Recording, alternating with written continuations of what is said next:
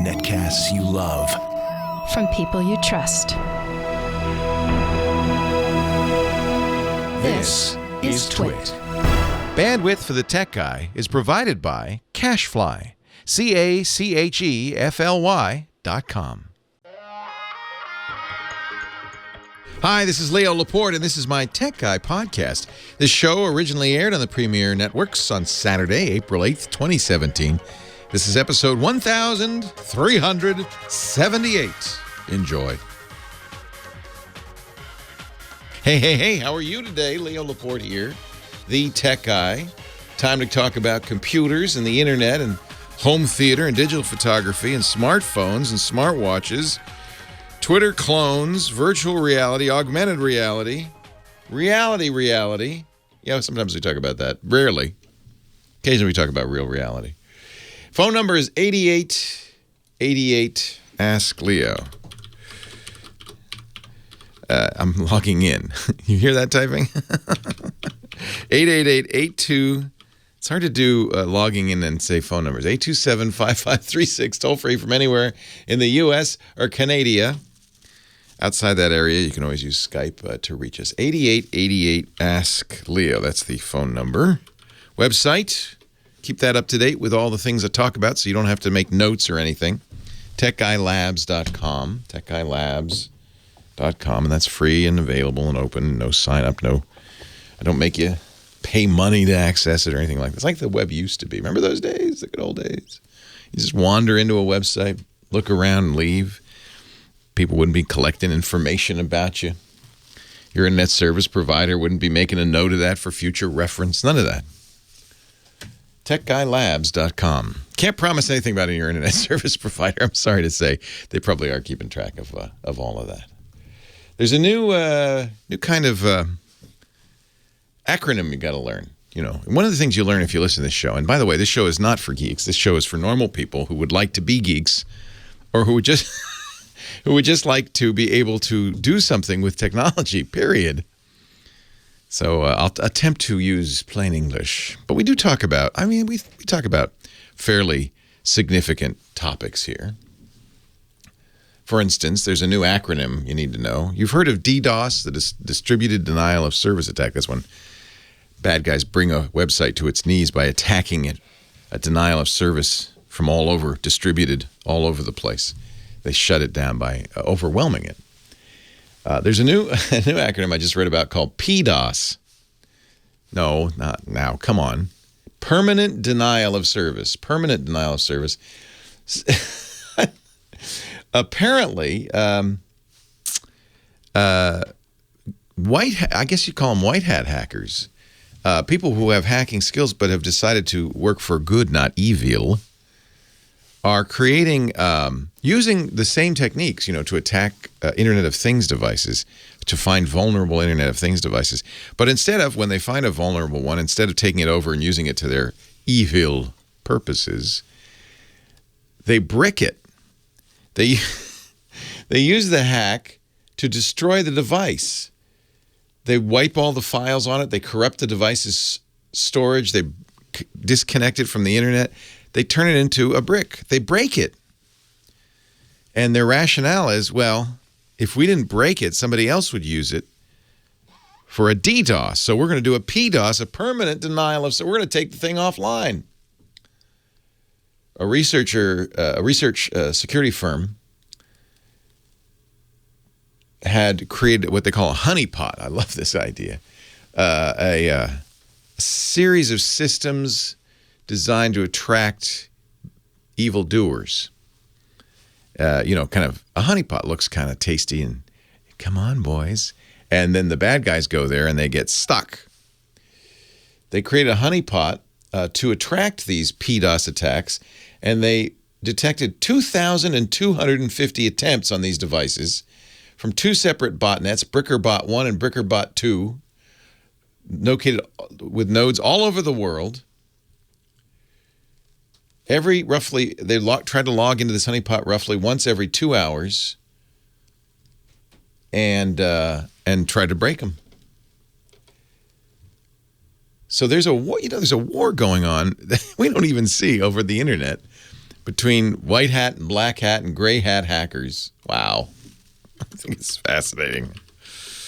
And all of this is because we put devices on the internet that have very little security. Devices like, your routers, DVRs, cameras, doorbells, refrigerators, microwaves, color TVs, and all of these. I think I just channeled a rock song. Anyway, the point is that these devices aren't really designed to be secure. They're just designed to be on the internet. But the problem is they're also on your network, so they're publicly available and on your network, and they can be used by bad guys. So we're kind of stuck with this because a lot of us have these things. Light bulbs, those Hue lights, for instance, for Philips, those are hackable. Hack your light bulbs. Yes, people do that. Microsoft has announced its new gaming console, which will be available sometime around the holiday season this year. Scorpio. Man, is this a fast device. 6 teraflops. There's another acronym for you. 6 trillion floating point operations per second. Which isn't that meaningful, but it means it's fast. Very fast. Not fast enough to do true 4K gaming, although this is Microsoft's goal. It will be a very powerful machine. It has a graphics processing unit with 40 units, clocked at 1.1 gigahertz, 40 GPUs. It's got an 8-core processor, 8 brain processor. They call it an evolved version of the processor in the current Xbox One. Faster, stronger, more powerful, and vapor-cooled. Ooh. You can't just put that thing on your shelf and play games. It'll get really hot. So they have a special cooling system. Wow. Built into this. There'll also be a big old fan on it that'll blow hot air out of the back, just in case you need a little heat in the house. So you got a supercomputer just to play video games. 12 gigabytes of the latest memory spec, DDR5. Not 4, no, 5. 8 gigabytes will be dedicated to games, 4 gigabytes background processes and overhead. That's a lot more memory, maybe even than your regular computer. This thing is, probably more powerful than any computer you've ever had in the house, unless you have a really high-end gaming system. So Microsoft has released the information about its next gaming system prior to the big gaming conference, E3, which is coming up in June. And I think they said the reason is they wanted everybody to focus on the games at E3, not on the power. Just be rest assured, they said, when you can buy this, months from now, it will be very powerful. They're promising 4K. They're not promising 60 frames a second. That's the holy grail for console gaming. But if you're interested, it looks pretty good. Looks pretty impressive. Eurogamer has the story. They were given an exclusive at 6 a.m. on Thursday. Was it Thursday or Friday? 6 a.m. You had to get up early and read Eurogamer to find out what was going on. There's a new social network in town. I've been playing a lot with it. Mastodon. I imagine we'll get some calls. How do I use this? It looks like Twitter, but it's much more complicated. Oh, good. I like it. But you know why I like it? I have a shameful confession. Because it's full of geeks. It's too hard to use for normal people. So unlike Twitter, which is full of all sorts of random stuff, this pretty much sticks to geek talk. I like that. You can find out more at mastodon.social. And if you really are interested, I can explain how it works, but I doubt anybody is. 8888 Ask Leo, that's the phone number. I see Heather Hammond is ready, wearing her Burberry. So we will let her start answering the phones as of now. Actually, she started a long time ago, but we'll take your calls right after this.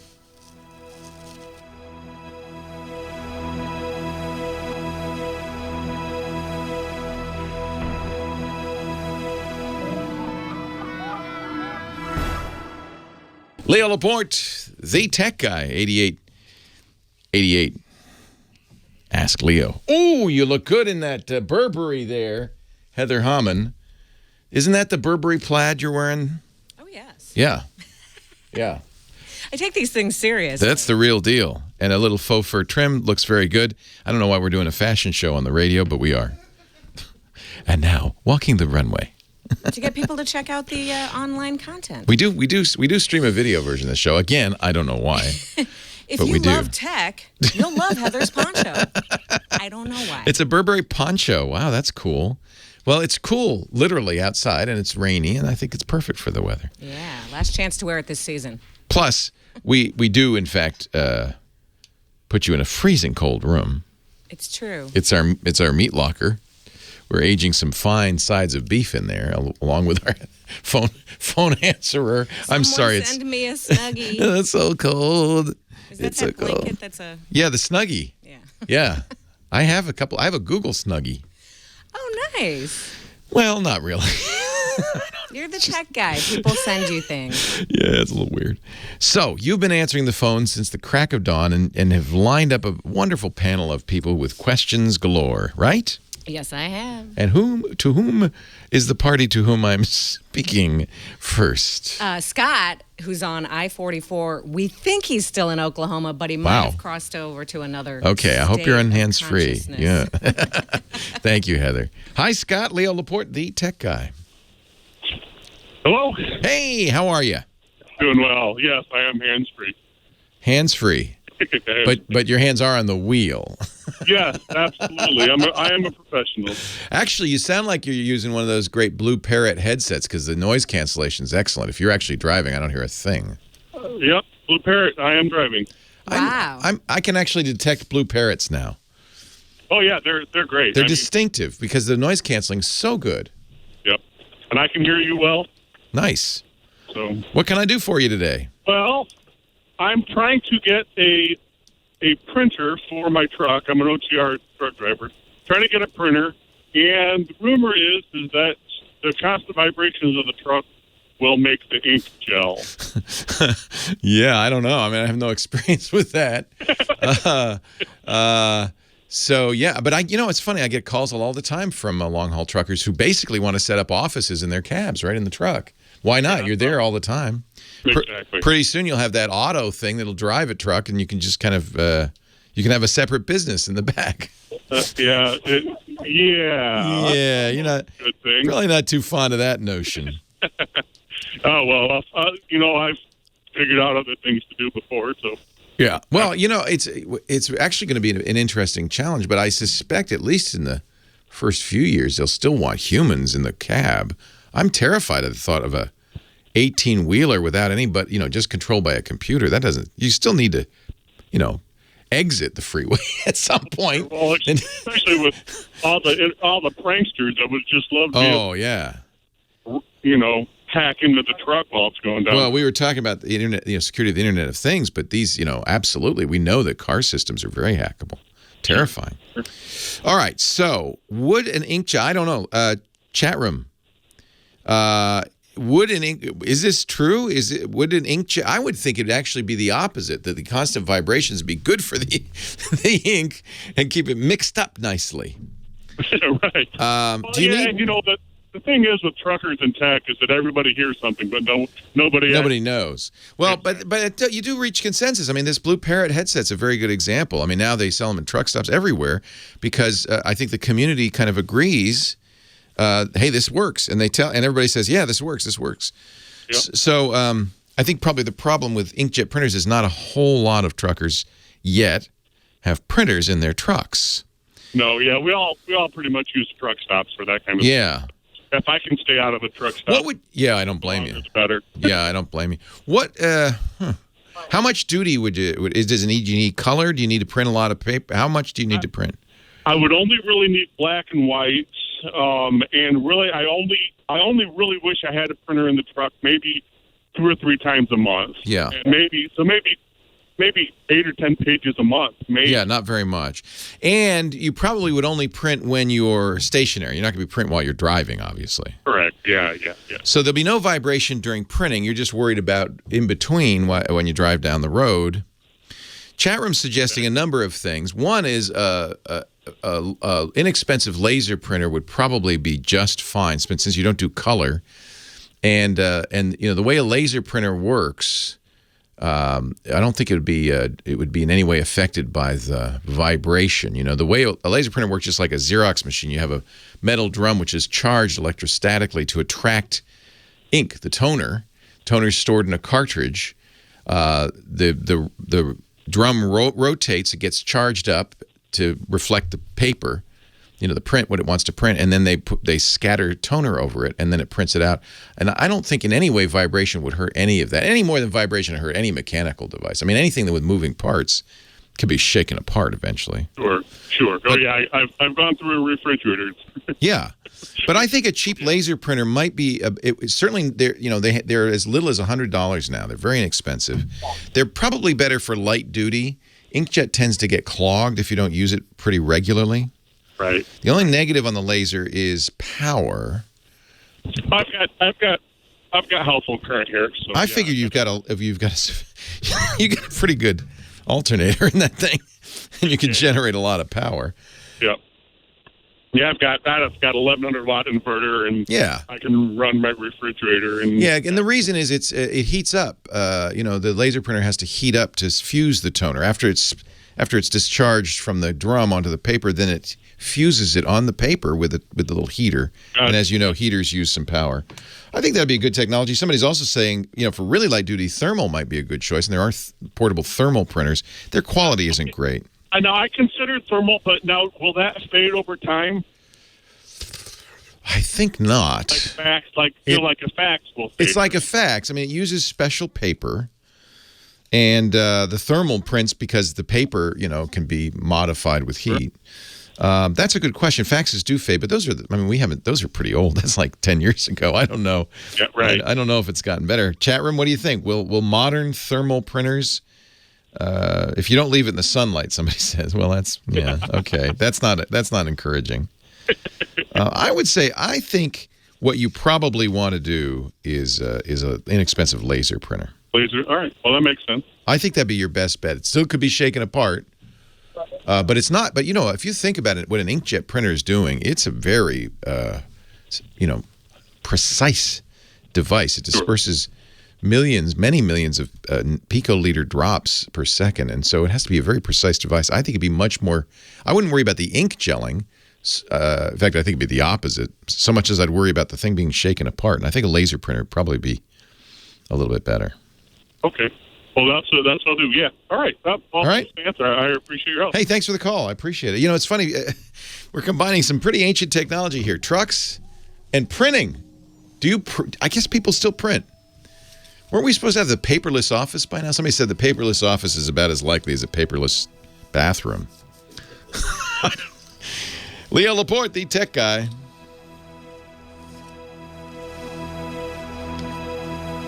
A dot matrix. There you go. An Epson MX80. You'd have to get rid of that. Leo Laporte, the tech guy. 8888 Ask Leo, and that bump de bump can only mean one thing. Scott Wilkinson, the Santa Claus of AV reporters. Ho, ho, ho. He's our home theater geek. You'll see him on twit.tv/HTG, our Home Theater Geeks podcast. I hate using the word podcast. I always have. I know. Netcast. It seems demeaning because it sounds like it's some guy in his basement on an audio thing. Yeah. And it's not. It's a full video production. You're in a studio. Yeah. And, high production value. Yeah. And you talk to amazing people. Oh, I know. I love the guests I get, and we talk about all kinds of really cool stuff. He's also besides being a regular on this show and his podcast, he's editor-in-chief at the AVS Forum at avsforum.com. I was telling you, I had mentioned last week that my BBC Planet Earth 2 UHD DVD had come. UHD Blu-ray, yeah. Yeah, Blu-ray. And I do have a UHD Blu-ray player in my Xbox One S. Correct. So it's hard to explain to the family, no, we can't watch it in the living room. We have to watch it in my man cave. I don't want to go in your man cave, but that's where the 4K UHD TV is. You convinced me, and I am very happy that you did. With HDR, with high dynamic range as well. To buy the LG B6 from 2016. And you and Robert Heron of Heron Fidelity very kindly calibrated it for me, so I know I'm watching a great panel. Yep. In a darkened room, and on Blu-ray, UHD, HDR, OMG. Add some more letters to that, will you? So just as Planet Earth 1, which is 10 years ago, it was the first really popular 1080p disc, really, I think, sold a lot of HD TVs. This should sell a lot of 4K TVs. If you see this in the proper viewing conditions, with surround sound, because Hans Zimmer's amazing soundtrack is... Oh, he did the music? I didn't realize that. And lots of like big boom, boom kettle drums, and oh my gosh. Sure. Hans Zimmer's great. He's a master. When the peregrine falcon swoops in on the pigeon, boom, boom, boom, boom. It's very dramatic. Oh, beautiful. OMG. I say again, beautiful. I just got my copy yesterday, so I'm about to start watching. It feels like you're looking through a window at these events, and of course they're shooting stuff so remarkable. An island in Antarctica where chin-strap penguins, mate and rear their young, and such a dramatic story. They take turns, the mother and father, swimming 60 kilometers out to feed. Then they have to swim all the way back and then walk another 2 or 3 kilometers on these little bitty penguin legs. Yeah, right. And find their family and then feed the babies. Yeah. And then they take turns doing this every other day. It's just dramatic as heck and beautiful. And then you watch the third disc, which is how they made it, and you realize these people risked their lives to get to this island. Yeah. And it's on and on like that. I mean, the point of view stuff, they had...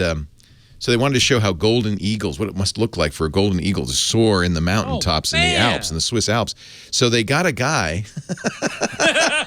who's a come over here for paraglider, and they said, well, put this, and it wasn't a GoPro on his head, put this big camera on your head. Oh, man. But then, so they shoot it for a while, but they realize that in order to safely do this, because he's skimming the rocks, he has to look, right, back and forth. So the camera shot they're getting is like terrible. Yeah. So the next thing they try, I hope this isn't a spoiler. Well, it is a spoiler, but only for a behind-the-scenes disc of a TV show. But he tandems. He gets the professional paraglider attaches a cameraman to his front. The cameraman has never done this before. Oh man! And the cameraman is shooting. And it's amazing video because it really is. So now in 4K high dynamic range, you are seeing what a golden eagle would see as he soars through the Swiss Alps, close to the rocks, plummeting at 300 kilometers an hour to strike. I mean, it's incredible. Wow, incredible. So I highly recommend this, even in 1080p, and you can stream it. It's for sale. I saw it on Amazon and other places. You can stream it. But man, oh man, if you can see it in high dynamic range, I'll bet you there are scenes in dark places. Yes. Caves or what have you. Yes. And unlike 1080p standard dynamic range, you can probably see a lot of detail in those dark caves, which you wouldn't be able to see in standard dynamic range. Man, I can't wait. It's and awesome. One of the things I always notice with streaming video is when you do have a solid color, particularly solid blacks, you can see the banding from the compression. Yes. You don't get any of that on a Blu-ray UHD disc. I'm not at all surprised. I mean, it's still compressed. Solid black. It's still compressed, but it's compressed using the latest compression technology called HEVC, High Efficiency Video Codec. Which does a much better job than what we've used before, which you can say about almost any technology, right? I mean, as we move forward, things get better. Yeah. And this is now the culmination of what the technology can do, at least for the home. I tell you, I've seen a significant amount of HDR content. I've even bought a few HDR Blu-rays, but nothing as good as this. This is. They shot it all on red cameras. Oh yeah, Red Digital Cinema, wonderful cameras. Yeah. The Hobbit was shot on that. Yeah. House of Cards was shot on that. A lot of productions use the Red Digital camera, to capture stuff, and that's certainly high dynamic range, at least 4K. The current RED cameras are more than 4K, which is always a good idea to shoot at a higher resolution than you're going to end up with. Interestingly, they also use for like camera traps and remote cameras, DSLRs. Yes, we were just talking about that in the chat room, actually. Yeah. Full frame sensors are 4K. Yep. And so they were able to shoot, I presume 4K 60 frames per second of video, and it got some remarkable video of, tigers up close, just amazing stuff. I wonder what the final frame rate is of the UHD Blu-ray. It probably says. Could it be 60p? It could. Oh, I didn't know that. It's possible. The question is, when you see motion, when you see this point of view shot of from the cameraman with the rock paraglider, solid. Yeah. And he's diving and shooting around, and things are moving very fast. Does the image get blurry, or does it stay really sharp? I would love to have you to sit next to you watching it, so you could say, because I don't have your eye, I don't know what to look for, but I'd love to hear what you think of this. And I'm going to have to watch it again and again. The only problem I have, maybe it's the incredible narration of David Attenborough, who is just wonderful in this. But for some reason, maybe it's just nature films, but I fall asleep every time. Really? So it takes me about twice as long because halfway through, and then I have to watch the other half. But you wake up and go, wait, where did I leave off? It's for the first time really shown me why I bought a 4K HDR TV. It is, and I think it's probably also the content is suited to it. You don't really care so much of an action adventure movie or a period piece is 4K. In fact, you don't really want movies to be hyper real. You want documentaries to be hyper real, right? And therein lies a great conversation. Do you want movies to look like movies have looked for the last 100 years? Yeah. Or do you want to push the technology forward? And there is some resistance to that. Yeah. A lot of people say, no, I don't want to shoot any more than 24 frames per second because that's what movies are supposed to be. They also use drones, and they show at one point a drone, industrial drones, not the DJI Phantom drones that we're used to, but really large industrial drones, because they had to hold, these Sony big, heavy camera, cameras and the Canon cameras that they were using to shoot. It's pretty amazing. Yeah. Anyway, I just used your whole segment, so I'm sorry, but I had to tell you. That's quite all right. Oh yeah, I have to now. I'm even more. Really I want your technical eye, to tell us next week what I missed. All right. Scott Wilkinson, Home Theater Geeks, twit.tv/HTG. He's also at the avsforum.com and joins us every week. Thank you, Scott. You bet.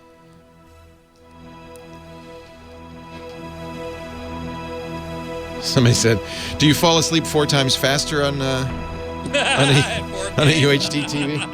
Yeah, I think so. Both Lisa and I, it's funny, and I think maybe it's nature films, but I do think that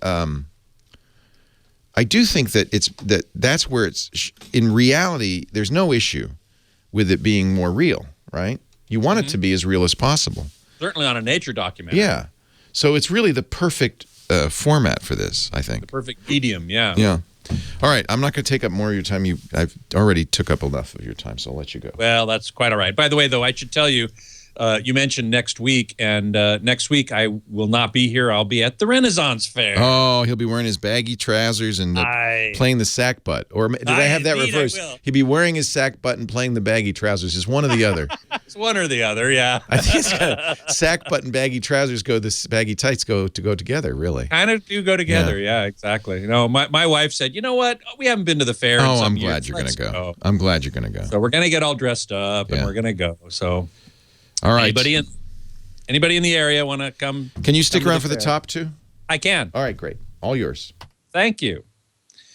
So let's see. Web 4934 says, do you recommend Xbox One S as a UHD Blu-ray player? Yeah, I do, actually. I haven't played with one myself, but obviously Leo has. And while it doesn't do Dolby Vision, which would be the reason I wouldn't recommend it, but there aren't any Dolby Vision encoded Ultra HD Blu-rays yet. The first 2 have been discovered. It was kind of interesting. my readership, AVS Forum, are very eagle-eyed, and they miss nothing.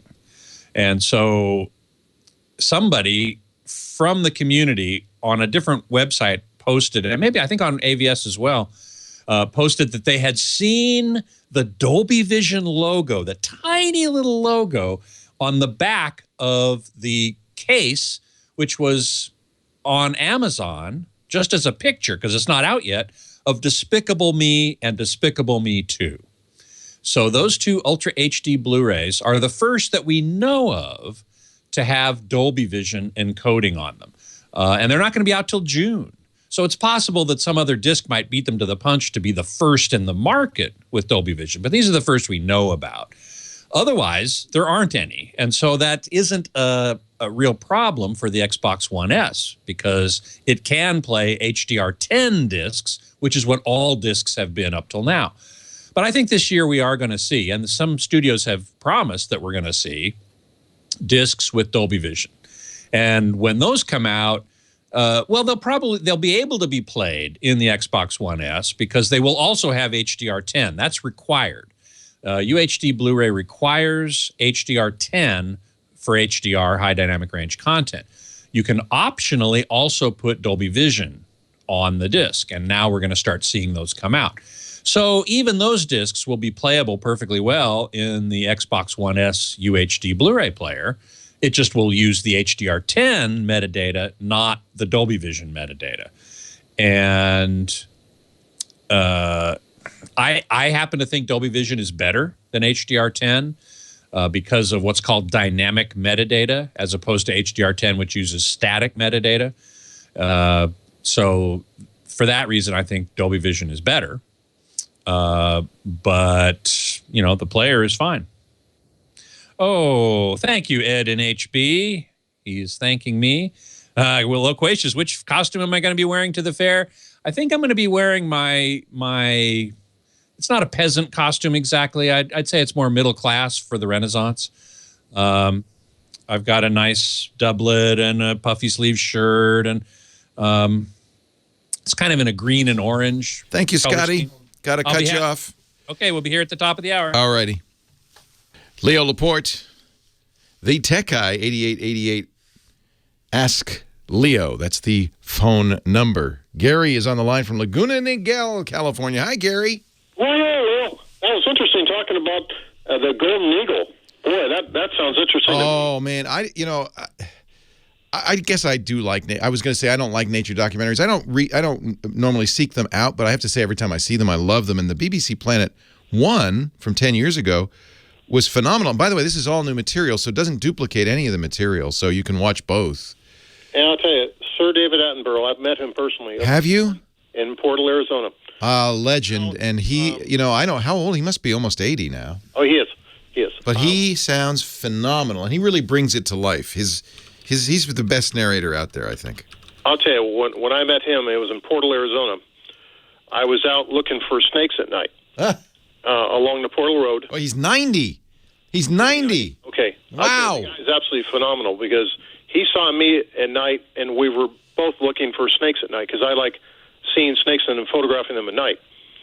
And then earlier in the very next day, I was having breakfast, and I chatted with him for nearly half an hour. Wow. I'm so jealous. He's quite an amazing I'm so person. jealous. There is some snake footage in this new one from the Galapagos Islands of racer snakes. And it so terrified my wife. She said, I'm not, because we're going in June. She said, I'm not going to that island. Yeah. I don't mind a snake. It's interesting. I guess Attenborough's famous for his love of snakes. Well, I'll tell you, his special on the birds, matter of fact, that's what I talked to him about. He did a 13-part series on the life of birds. Wow. I'll tell you, Leo, if you ever have a chance to watch that, watch that. That will not bore you and put you to sleep. Yeah.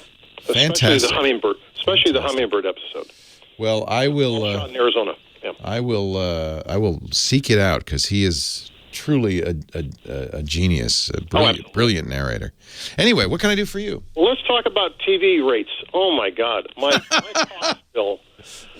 Leo, is there a less costly alternative? Maybe. Did I lose you? You just faded out there. You actually give me an opportunity to talk about something I'm very excited about. So yeah, cable companies get us. I wanted to use a stronger word. Get us in two different ways. One, of course, they charge a lot of money, but two, they do bundles. Right?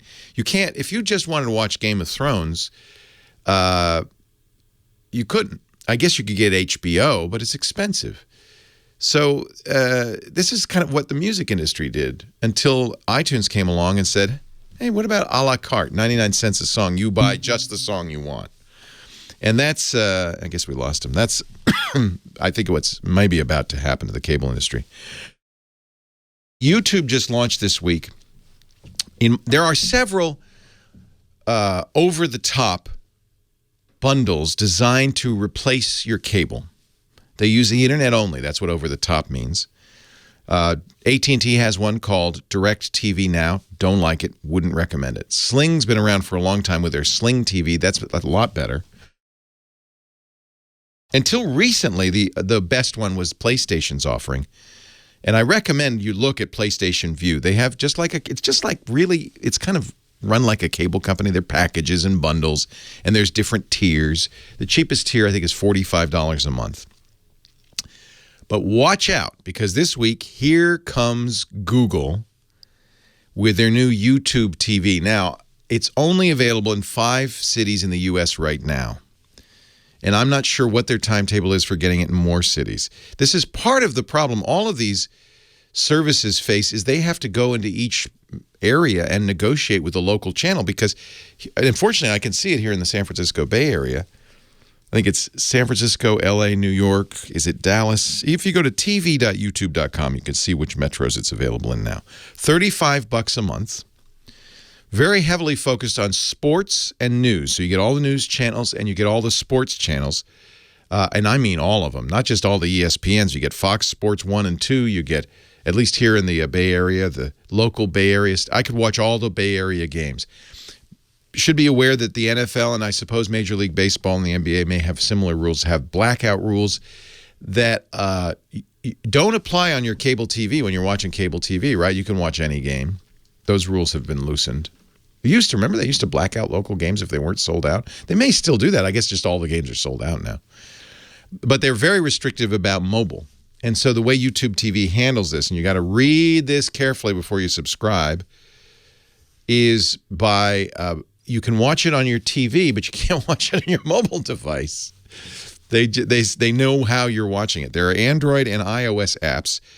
It also uses Google's Chromecast technology, so you could put it on your big screen TV through Chromecast using your phone or tablet as a control. It has, in my case, all the locals, as well as all the sports channels, all the news channels.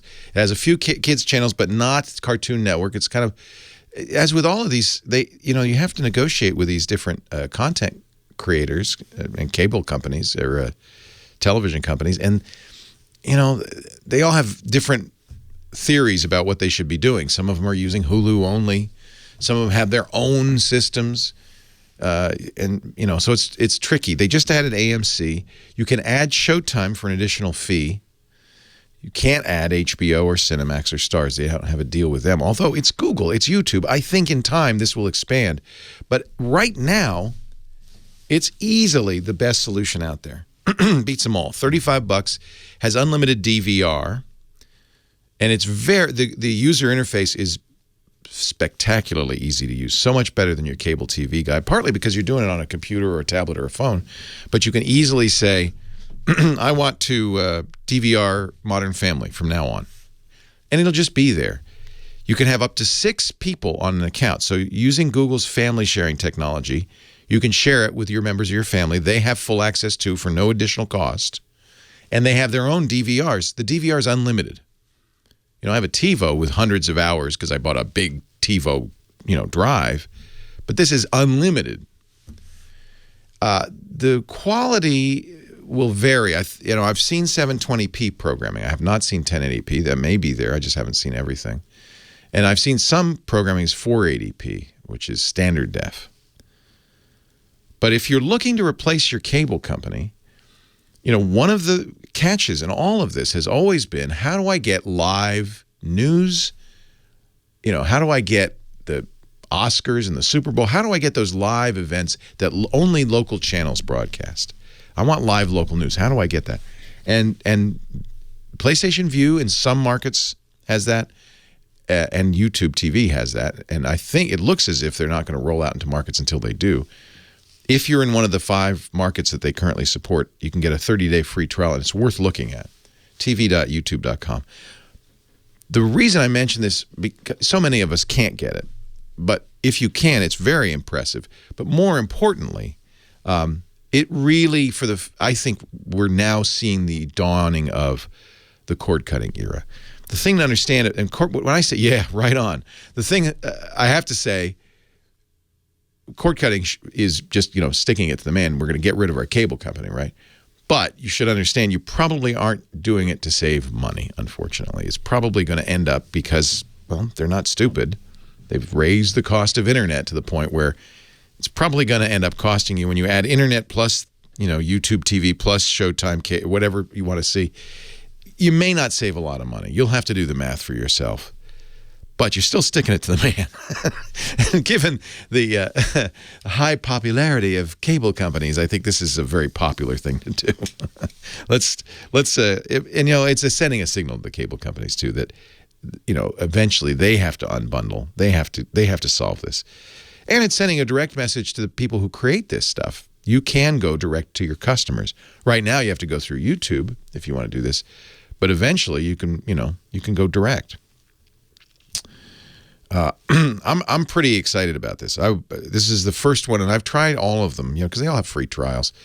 And I encourage you to do the free trials. DirecTV Now, Sling TV, PlayStation View, all offer 1-week trials. TV.youtube.com offers a 1-month trial. The other reason I'm bullish on this is because anybody under 25 probably doesn't watch TV. They watch YouTube.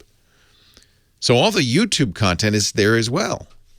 So this is going to appeal very strongly to kids, young people getting out of college, kind of setting up life, young adults. They're going to look at a cable subscription and say, I can't afford that. They're going to have internet, right? They might very well say, hey, for $35 I can get this YouTube TV. I watch all this YouTube content. This sounds more, this feels to me like a great play for the millennial market. Anyway, just a thought. Thank you for the call. I'm sorry we got cut off. I hope that helps. Give it a try anyway. Leo Laporte, VTech Guy. More of your calls right after this. I don't think YouTube TV includes Red. So Red is a separate $10 thing, which is the ad-free YouTube. So this is my DVR. So these are all scheduled. I mean, I just kind of randomly chose stuff. Scheduled recordings. This is the interface. So new shows to record, popular live TV. So this is kind of like a highlighted thing. Movies. What's interesting is these are live. All 4 of these are live right now. So this is Sports On right now. And then this is their cable guide, which is, I think, the best I've ever seen. And what's nice is when you go to a station, it shows you the station. Shows you what's on right now. So, that's pretty impressive. So you wanted to watch the Masters, well, you have to have CBS. Well, to watch the CBS, this eliminates the need for an antenna or cable. A lot of sports stations, even the Golf Network. Here's Disney, Disney Junior, Disney XD, and Sprout. I think Freeform's a kids, so those are the kids. It doesn't have a lot of the kids networks. Nickelodeon's not there. They're not making those deals. FX, FXX, FXM, Universal, USA, National Geographic, Sci-Fi, Bravo, E, Oxygen. Here's the news block: Fox, MSNBC, CNBC, Fox Business. I thought CNN was on here. Maybe not. Oh, that's interesting. Yeah, I thought CNN was on here. It is not. But now CNN, you can watch it on live stream. Oh, but do you have to have a cable subscription? You might. Okay, well, that's interesting. So they haven't made a deal with AOL. Anyway, I'm very impressed by this. So this is $35 a month. Oh shoot! I just used up all of Scott's time. No, I didn't. There's a little bit more. A little bit of time. John just came in to remind me that you're still hanging around. I'm so sorry. That's all right. I got caught up in that description of what's going on. All yours. I'll shut up. Thank you. It's your show. You guys were talking about, live TV over the internet, which is a new thing. It's a common thing. I haven't tried it myself yet, actually. We've been talking about Ghost in the Shell in the chat room. And I have my review on AVS Forum. It's already kind of down at the bottom of the homepage, so find it out there if you can. And the visuals are so amazing. And the sound, too, the Dolby Atmos sound. I saw it in a Dolby Cinema with Dolby Vision HDR and Atmos Surround, Atmos Immersive, I should say. And it just looks and sounds so amazing, just really amazing. But I myself did not find the story very deep. I was hoping for some deep philosophical ruminations on the nature of humanity in the face of technological implants and enhancements and so on. All the reviews I've read have said that, the original anime, that was what that was. It was so deep and so philosophical. And I watched it and I thought, oh, this is not deep. It's cheesy and horrible. But then someone pointed out that I was watching the English dubbed version, and what I should really watch is the original Japanese with subtitles, of course, since I don't understand Japanese. But I was given some examples, and if you go to my review of Ghost in the Shell, you'll see some examples from people who said, look, in the dubbed version, they say this if you translate the Japanese directly, and in the English dubbed version, they say something completely different. Okay, that there is some validity probably to that, but I can't see how it would be that much different. I really can't. In any event, I thought the new movie was going to solve that problem, and it didn't. And then there's the whitewashing problem, which is casting Scarlett Johansson, a white woman, as the Major, who is supposed to be Japanese. And the plot of the movie actually explains why that is, which I thought was kind of interesting, but it still comes into a pretty serious problem of, white standards of white beauty being higher than standards of Asian beauty. The white savior syndrome. It's all written about in my review, so go check it out. Ghost in the Shell on avsforum.com.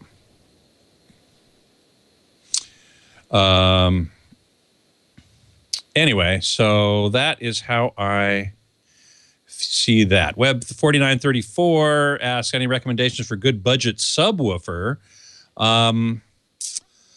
Yeah, there are plenty. SVS, I recommend.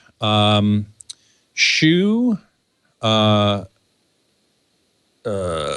forget how to spell his name now. It's a Chinese name. Makes really good ones.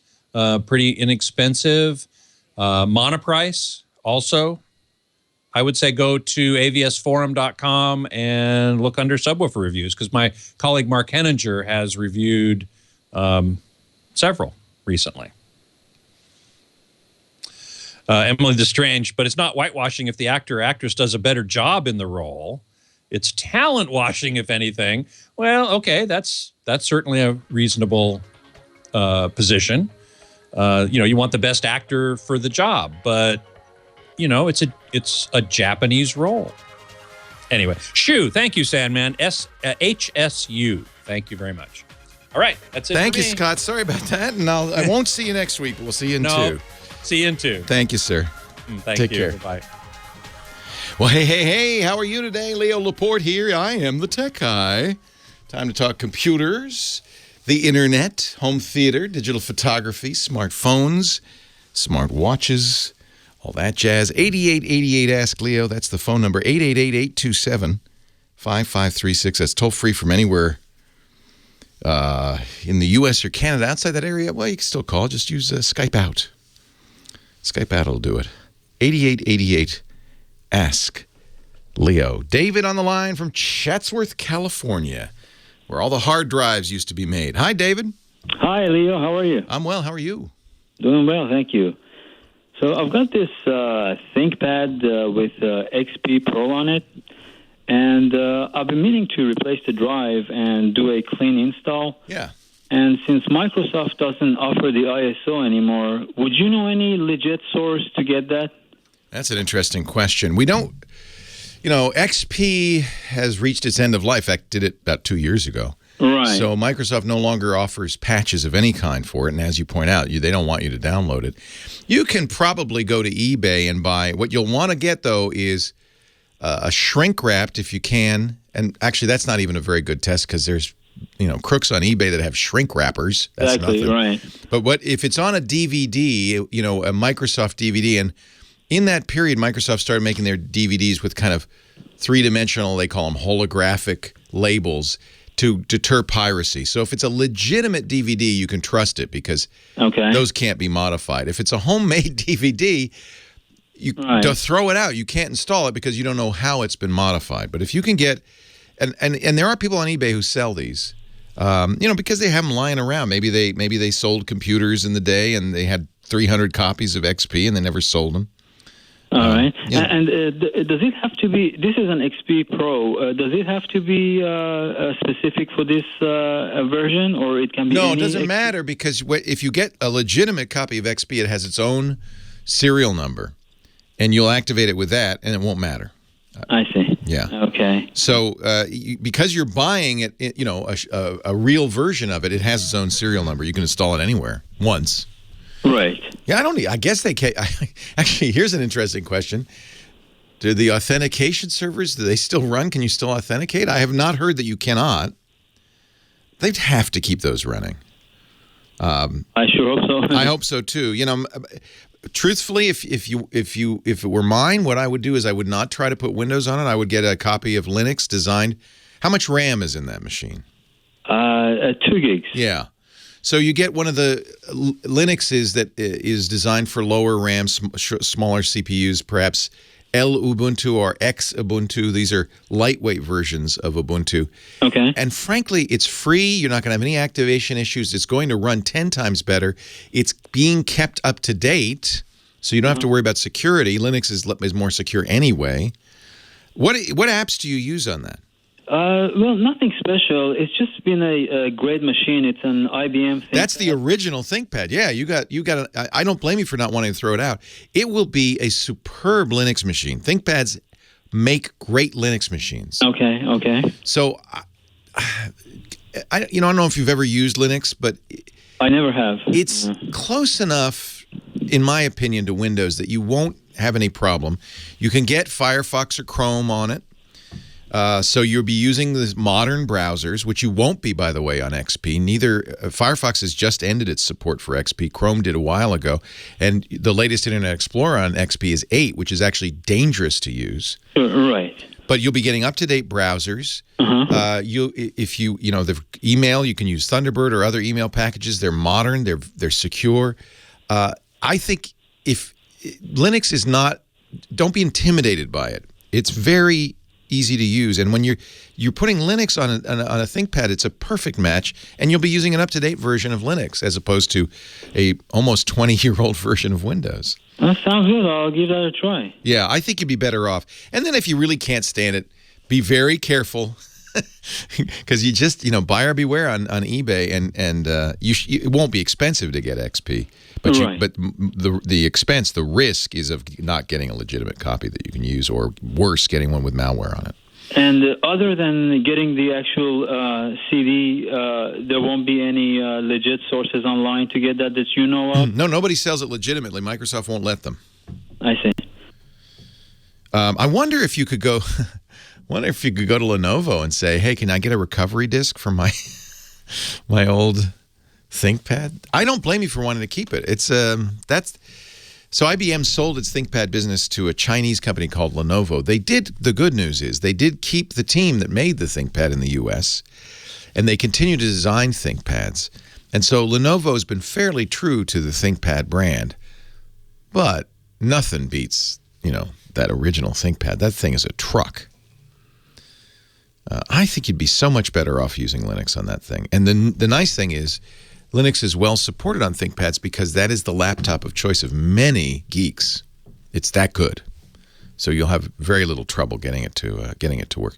Modern Linux really is not your grandpa's or your dad's Linux. It is, or even mine. It is, and since I'm your dad's age, that's not saying much. It is very easy to install on a wide variety of hardware. The days of having to, mess with your XFig have long gone. It works out of the box in many cases. And I think Ubuntu's done a very good job. Big change there if you're a Linux fan. Mark Shuttleworth, who is the millionaire who financed Ubuntu. Linux, I should explain, really isn't Linux. There's the thing that is Linux is a tiny little part of it, the kernel, the very lowest level part of the operating system, which was created by a Finnish graduate student named Linus Torvalds in 1992, many moons ago. And he did an interesting thing. He gave away the source code. He kept the trademark, so he controls what is Linux and what isn't, which is, I think, a very good move. But he didn't own it. He invited others to work with it, to develop it, and as a result, it's really matured beautifully in the internet era. And then companies have come along, or groups, really many cases just communities have come along and said, all right, we're going to take this kernel and add this software and this installer and this, the support structure around it and make a true operating system.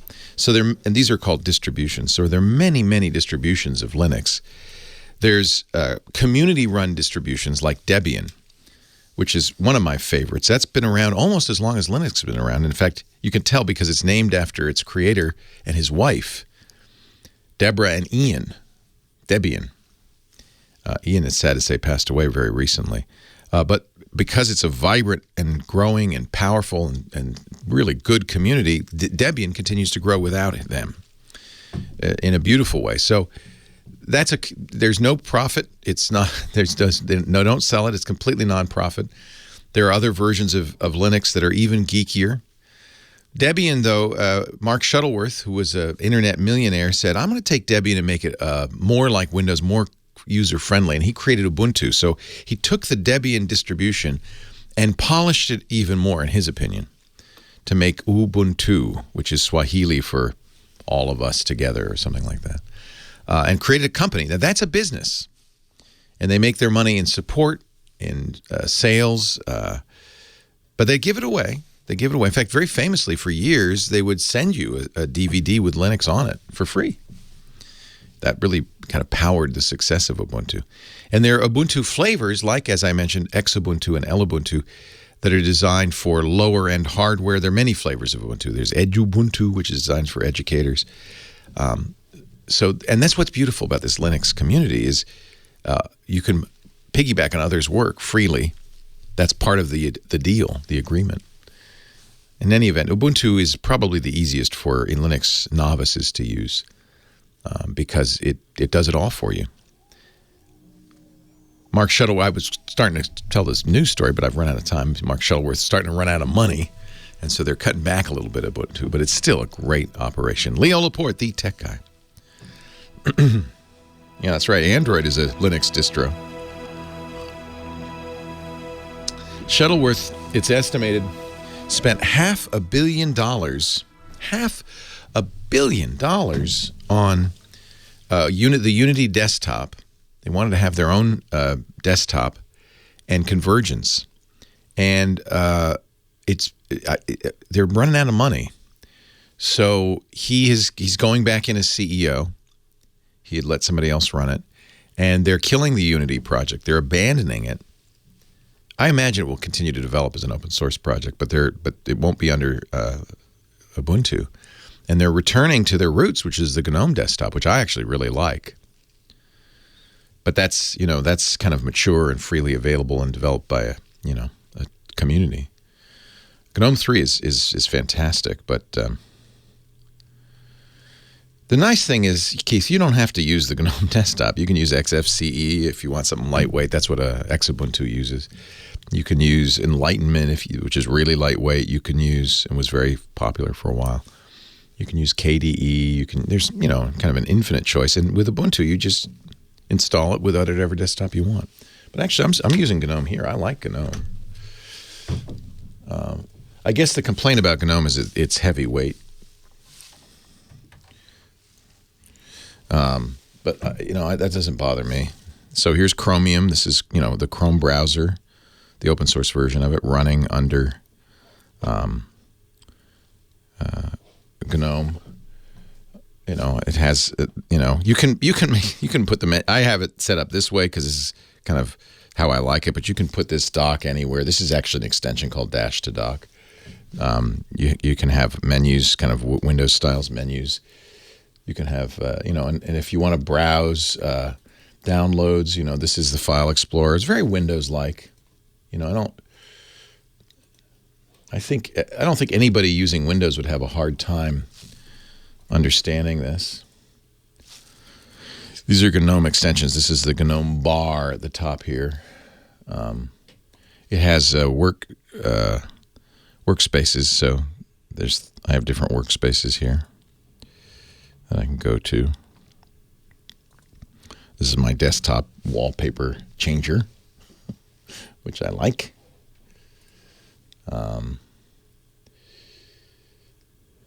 This is accessibility.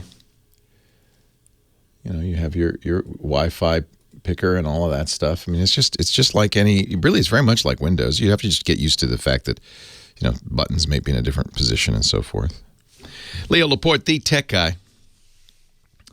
8888 Ask Leo. Linux is, I think, often thought of as, now you're really geeky. It's mainstream as Windows, and maybe if you want to be really kind of, a hippie, you could use Mac OS. But many people are using Linux without knowing it. If you're using an Android phone, that's built on Linux.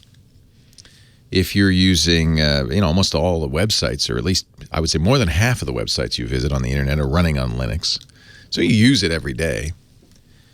And I think it's a fairly, maybe this is a controversial opinion, but I think it's a fairly good choice for almost anybody as a desktop operating system. The nice thing is there's a massive community around it. So there's there's a lot of choice. A lot of choice in terms of how it looks, how it works. And you're going to get, one of the reasons there's choice is that geeks just can't seem to agree on anything. And so everybody makes their own version. But that's nice. That's a good choice. It's good. David, Palm Beach, Florida, Leo Laporte, the tech guy. Hi, David. Afternoon, OM. N2H4C here. W6TWT. Good to talk to you. I know.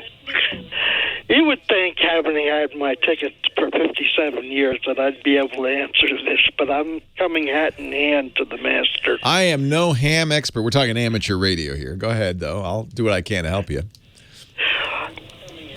I've got 3 computers, 2 TVs, and I used Google Voice for my VoIP. Okay.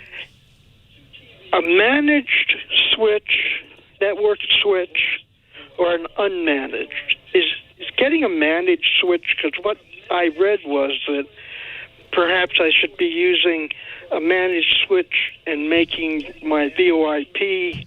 Well, all right, here's the difference. So it's really, networking is a high-end, high-level technical topic. Used to be, you had an IT guy. You had a guy trained in this to do the network. But now, because of the internet, and everybody wants to use multiple devices on their home internet connection, suddenly we're IT guys. We've got routers and switches and all these really fairly arcane network devices in our home, and we're expected to manage them. So I'll tell you why they're saying get a managed switch, and I'll explain what it's. First of all, you all know what a router is. Almost everybody has one in their house. In its very basic use, it allows multiple devices to use one internet address by routing the traffic. So when you on your laptop, make a request for a website, goes through the router. The router says, oh, okay, the laptop wants a packet from this website, and when the website responds, it routes it to the laptop. The laptop has its own internal address.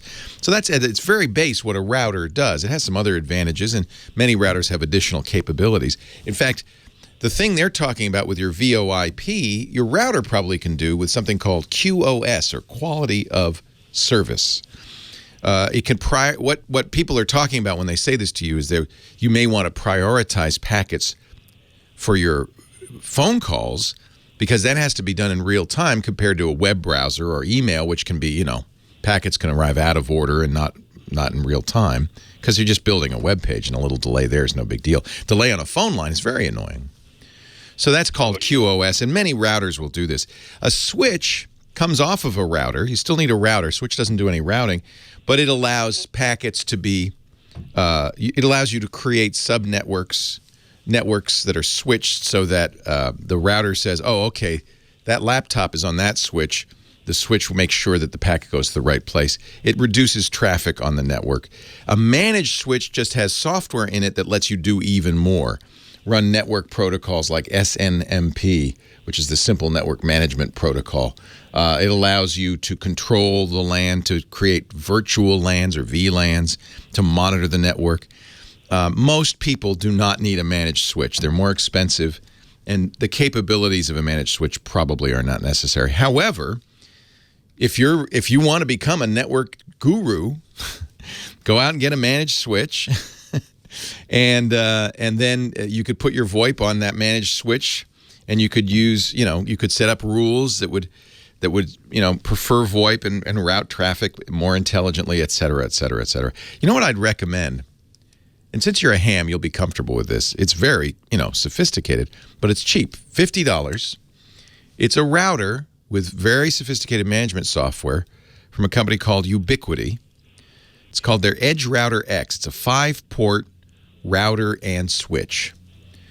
And the Ubiquiti software in there lets you do all sorts of things, including VLANs. It supports SNMP. You can do QoS. That's a for $50, that's a powerhouse. So if you really feel the need, I would guess what this is coming from is that your Google Voice isn't working great. You're getting hesitation or things like that. It is. I mean, I'm talking to you on it right now. Sounds great. You get occasional latency or dropouts? But, Murphy's Law says that one day I'm going to have a problem like this because the computers and the TV yeah. I mean, it works great until somebody else is watching Netflix in the other room. Yeah. Right? Well, and then all of a sudden... I have 2 cats, and they're not allowed to watch TV. Oh, okay. You're safe. If you're the only person using your Wi-Fi, don't worry about it. You control QoS by not having other stuff running in the background. Yeah, I see.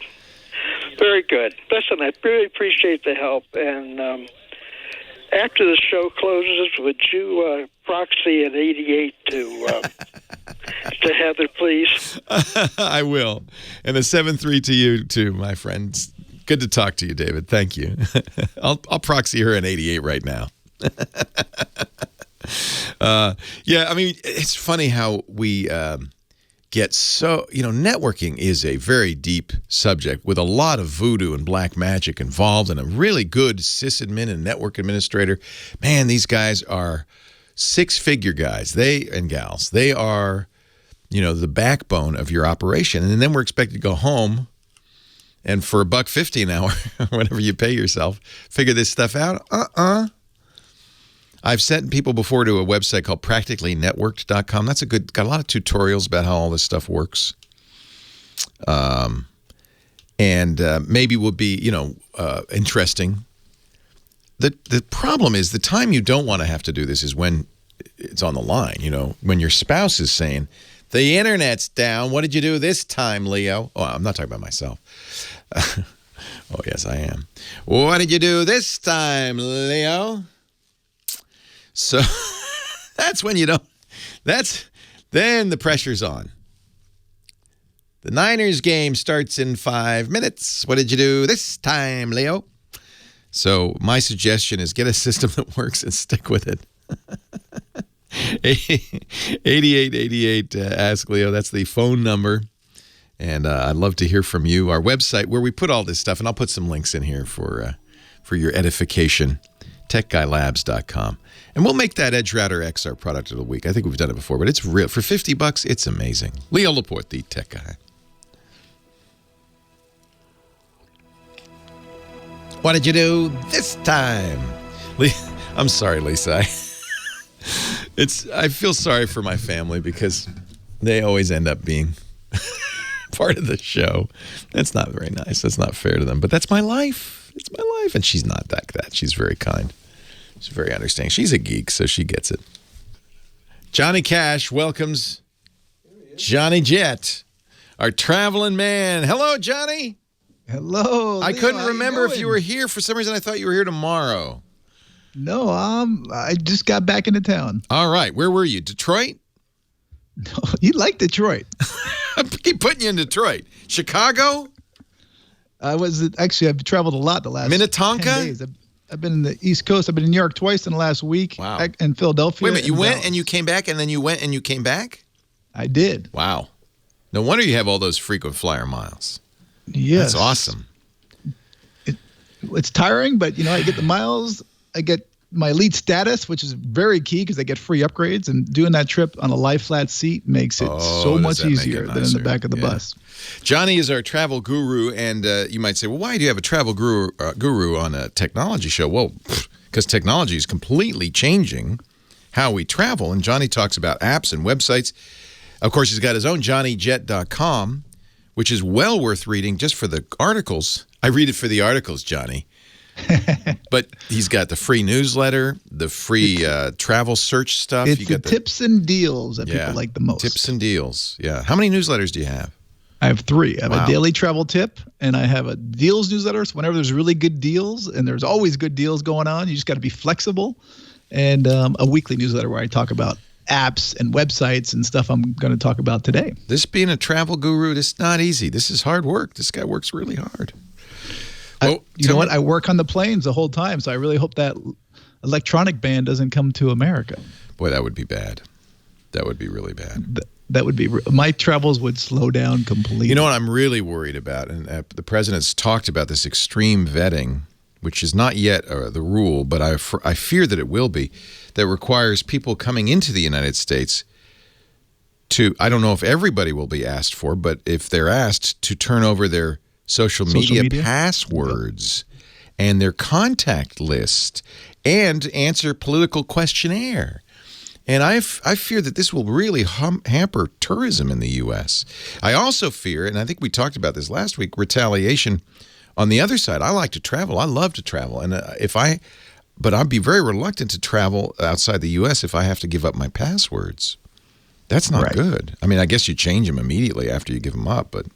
And people are going to have fake handles too. They're going to have. Well, I don't think this is. If you're a bad guy, come on. Of course, you're not going to give the Customs and Border Patrol your Twitter password where you say, let's take over the U.S. You're not going to give them that. You're going to give them some dummy Twitter account. Yes. So I don't even understand how this helps, to be honest. All right. I don't either. But I don't want to get political because I'll get all kinds of crazy emails like I do. This is about travel. I'm not. This is just. I'm hoping that they're just floating this. It was a campaign promise. I hope they're not serious about it. It will be devastating to our economy. I don't see how it's going to happen because it won't work. That would not work. It is neither useful nor it's not effective, and it's a bad policy. But that's I'll get political. It's a bad policy. So well, it is bad. It is bad policy. But I mean, people who listen to the show have social media accounts. We're very technically literate. We have phones. My phone has my life on it. I'm not giving that up to somebody I don't know. That seems like a bad idea. Well, they have the right to go through your computers, your passwords. No, I know it's legal. I'm not saying it's illegal. I'm just saying it's bad policy. It is. Yeah. So. But if you're traveling with stuff on your computer that you do not want people to see, fortunately they never asked me, or I don't know any of my friends. Well, that's the thing. I think it's selectively. I hope it'll be selectively implemented. Yeah, but it would take a long time. But you never know. Is it going to be me next time? And you don't lie. That's the other thing. We say that today, over and over. We're not suggesting you lie to the Border Patrol. That's not a good idea. No, they don't want to do that. Nope. You don't want to do that. So leave your phone at home, I guess. But that doesn't mean they can't ask you, okay, fine, you don't have your phone, but I want to see your Twitter handle. I want to know, give me your password to your Twitter account and your Facebook account. I want to see what you're posting. Yeah. Well, the bad guys usually have 2 accounts. Maybe it doesn't stop bad guys. None of this stuff ever stops bad guys. Yeah. I guess it stops casual bad guys. Guys thinking about being a bad guy. I don't know who it stops. Dumb bad guys. Dumb bad guys. I remember talking to the Secret Service years ago, and they said most bad guys are actually dumb. So we don't really need these techniques. In most cases, we just ask them, and they tell you. All right, what do you got for us today? I always do an app, a website, and a tip. So this week last weekend I was in Dallas speaking at the show, and there was a tornado warning on the weather. Every time I go to Dallas to Love Field, they've got, you go in the men's room, it says tornado shelter. It makes me nervous. Yeah. Same with Denver, too. Do I have to live in the bathroom? Well, so download this app. It's from the Red Cross. It's called Tornado, and it's free on iOS and Android. And actually, one of my local friends who lives in Dallas says actually every Texan has it. I don't know if that's true. Oh, I would if I lived in tornado country. So if there's ever a tornado, a loud warning goes off on your phone to alert you so you know to take cover. So that's useful. What you really want it for, right then and there. Wake up in the middle of the night and right to dart. But it has all other kinds of useful things, including a map with Red Cross shelters. This is great. How to assemble an emergency kit, how to practice an emergency plan. There's quizzes. There's an I'm safe notification, and there's a strobe light. So God forbid you're in a place where they can't find you. This will help them find you, and also audible alert functions. Really good idea. So, yeah, it's free. This is something you hope you'll never use, but you know what? Why not download it? And in case you're going down to Texas or you live down there or any tornado alleys. Tornado. It's by the American Red Cross. They have a number of apps, but that's a good one. They have tons of apps. Yeah. Isn't that great? They've discovered, and it's iOS, Android, iPad. This is a really great tool. What a good idea. Yeah. Have you heard of that one, or did you have it? No. Okay, good. No. That's what I like. And I go to Denver a lot because my son's in school there. And in fact, I'm going to be there in May. I've actually had to circle over Denver because there was a tornado below us. Wow. And they actually started diverting us to Colorado Springs, and we were almost about to land in Colorado Springs, and they said, you know what, they just opened up Denver, so we did another U-turn. Wow. And landed in Denver. And that is no fun, circling in bumpy air. Yeah. All what else you got for us? I got a website. So this one's called liveatc.net, and actually one of your readers or viewers in the chat room recommended it. We were talking about Channel 9 on United and how much I enjoy listening to air traffic control. So you'll love this then. This has been around for a while. It's real basic, but there's a world map so you can click different airports. You can listen to live or recorded, air traffic control. I love it. And remember that video I showed you a couple weeks ago where the guy just videos the whole flight? That's probably where he gets the That's exactly where he gets it. So I was trying to figure out how he put the live ATC to it. And now we know. That's really neat. And it's also an app, but it's pretty cool. You can listen to it, all different things. I think it started with Boston's Logan Airport, but now it's all over. Neat. And do we have time for a tip or no? Sure, tip. We got 40 seconds. That's time for a tip. So, the last couple of weeks I've been in hotel rooms that all have connecting room doors. And one of my tips that I keep forgetting to do myself is to, when you check in, ask for a room that does not have a connecting room door unless you're traveling with a group. Right. I agree with you. Because these doors are paper thin. Yeah. And last week I could hear everything. You can hear them talking in a normal voice. You can hear what they're saying. It's like you've bugged the room. But you also got to make sure that the room door is locked. Sometimes it's not. And lock it. And I discovered that. They could have come right in and grabbed my stuff. JohnnyJet.com. That's our boy, Leo Laporte, the tech guy. I agree with you 100%. And I've also checked into rooms where the door is unlocked. Yeah. It's not unusual. I did a little video. I said, look, this thing was unlocked. They could have easily come in. I would have never known. Grab my stuff, and they'd be like, we have no idea what happened. So one of our visitors Rod, who is a motorcycle guy. What's this called? Weather Puppy? What was that app that you... Weather Puppy? Look at the puppy and the Weather Puppy in Petaluma today. That looks like a King Charles Spaniel. That's what I recommended a few weeks ago. Yeah, that's one of Johnny's apps. Oh, good. That's and nice. the kitten. There's a kitten one, too. So Rod knows. Rod listens. Awesome. I love he likes that's great. Look at the Weather Puppy. I actually met a lot of people at these travel shows that came up to me and said, I listen to you on Leo every week. Nice. And actually, the person who recommended this Tornado is one of them. I had dinner with them. They're a blind couple that live in Texas, and they're amazing. And I'm gonna feature his website when it's up and running strong. But really incredible people. They travel the world. That is one of the blessings of what we do. Is that it's just you feel like you've got a community everywhere you go. There's people around. It's really nice. Yeah. So thank you for having me on. Hey, Johnny. Leo Laporte, the tech guy. Melting the world with technology since 1994. 8888, ask Leo the number, 888-827-5536. I've mentioned several times, I'll mention it again, our website. If you hear a link, if I mention something, if Johnny mentions something, it all goes there, techguylabs.com. We also put all the video and audio from every show there, and it is not a subscription site. It is free. We don't have to charge you. We've got great advertisers. Thank you very much. They pay the freight here. Steve in San Diego, Leo Laporte, the tech guy. Hi, Steve. Hi, Leo. I had a question regarding, I'm considering buying a new AV receiver. There's a website that offers factory refurbished Yamaha and Denon receivers. Sounds great. What experience do you have with factory refurbished stereo equipment? So I have mixed feelings about factory refurbished, but I'll explain the rules. This will help you make a decision. Thank you. Generally, I say for computing devices, anything with a moving part of any kind or anything super complex, get it from the original manufacturer with the full warranty and you're okay. Because what usually that means, for instance, Apple and Dell both have refurbed outlet stores. Generally, what that means is, for a while, until maybe 10 years ago, companies would, if you bought something from Dell and returned it, they would just package it up again and sell it as new.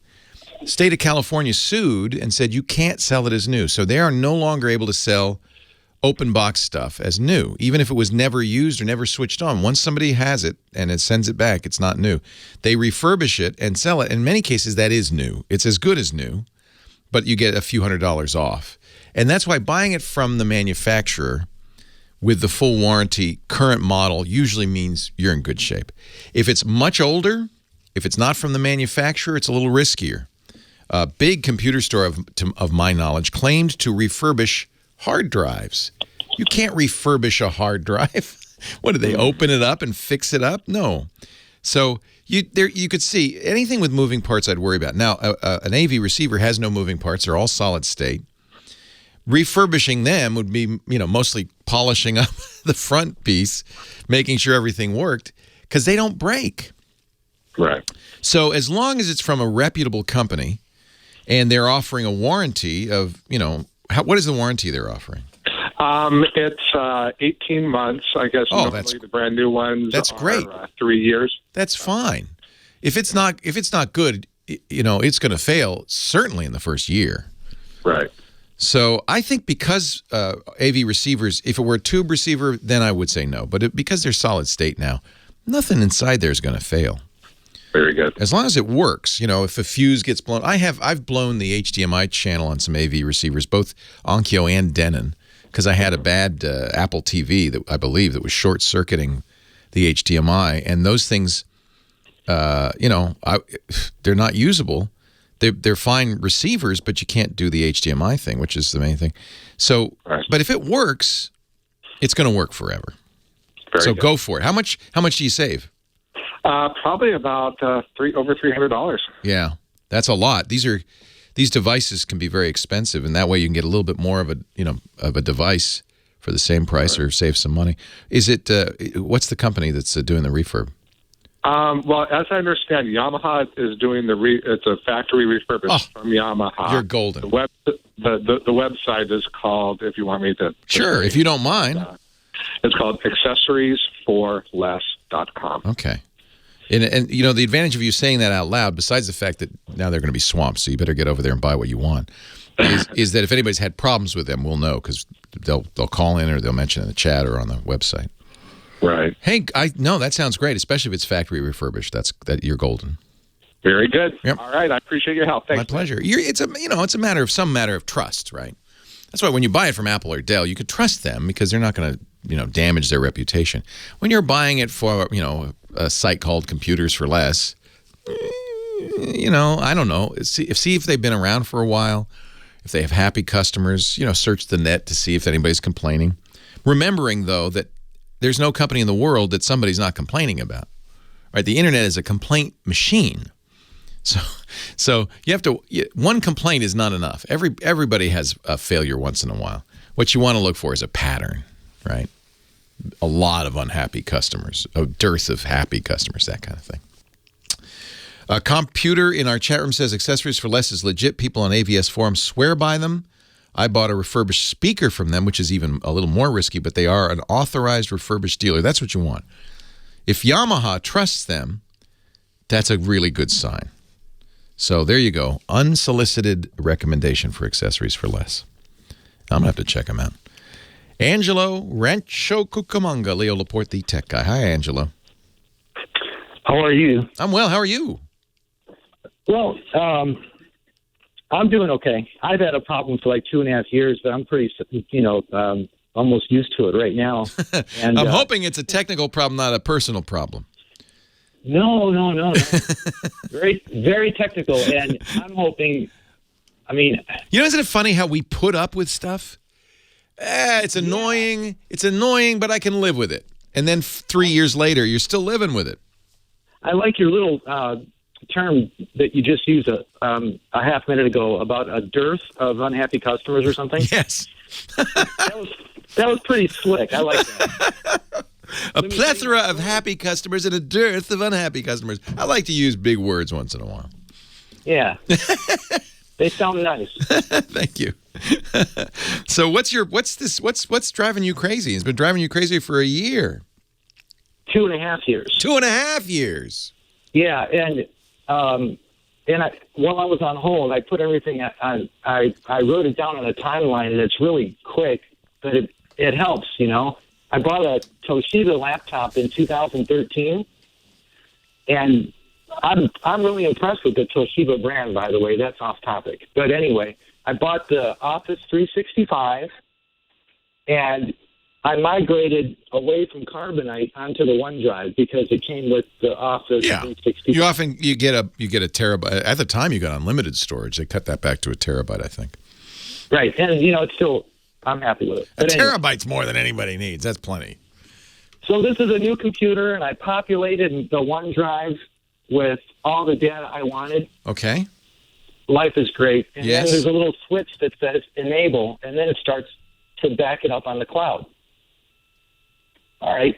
And it worked like it was supposed to. So then I got really slick because I'm a contractor, and I bought a second PC, a little Lenovo laptop, which also impressed me. You know what? I'm going to run out of time because we're up against the news. So hang on, okay? We'll finish the saga, the timeline, in just a minute, okay? I apologize. Yeah. Leo Laporte, the Tech Guy, 8888 Ask Leo, the website, techguylabs.com. We break for news at the top of the hour. We will be back with more tales of woe and, I hope, a dearth of unhappy customers right after this.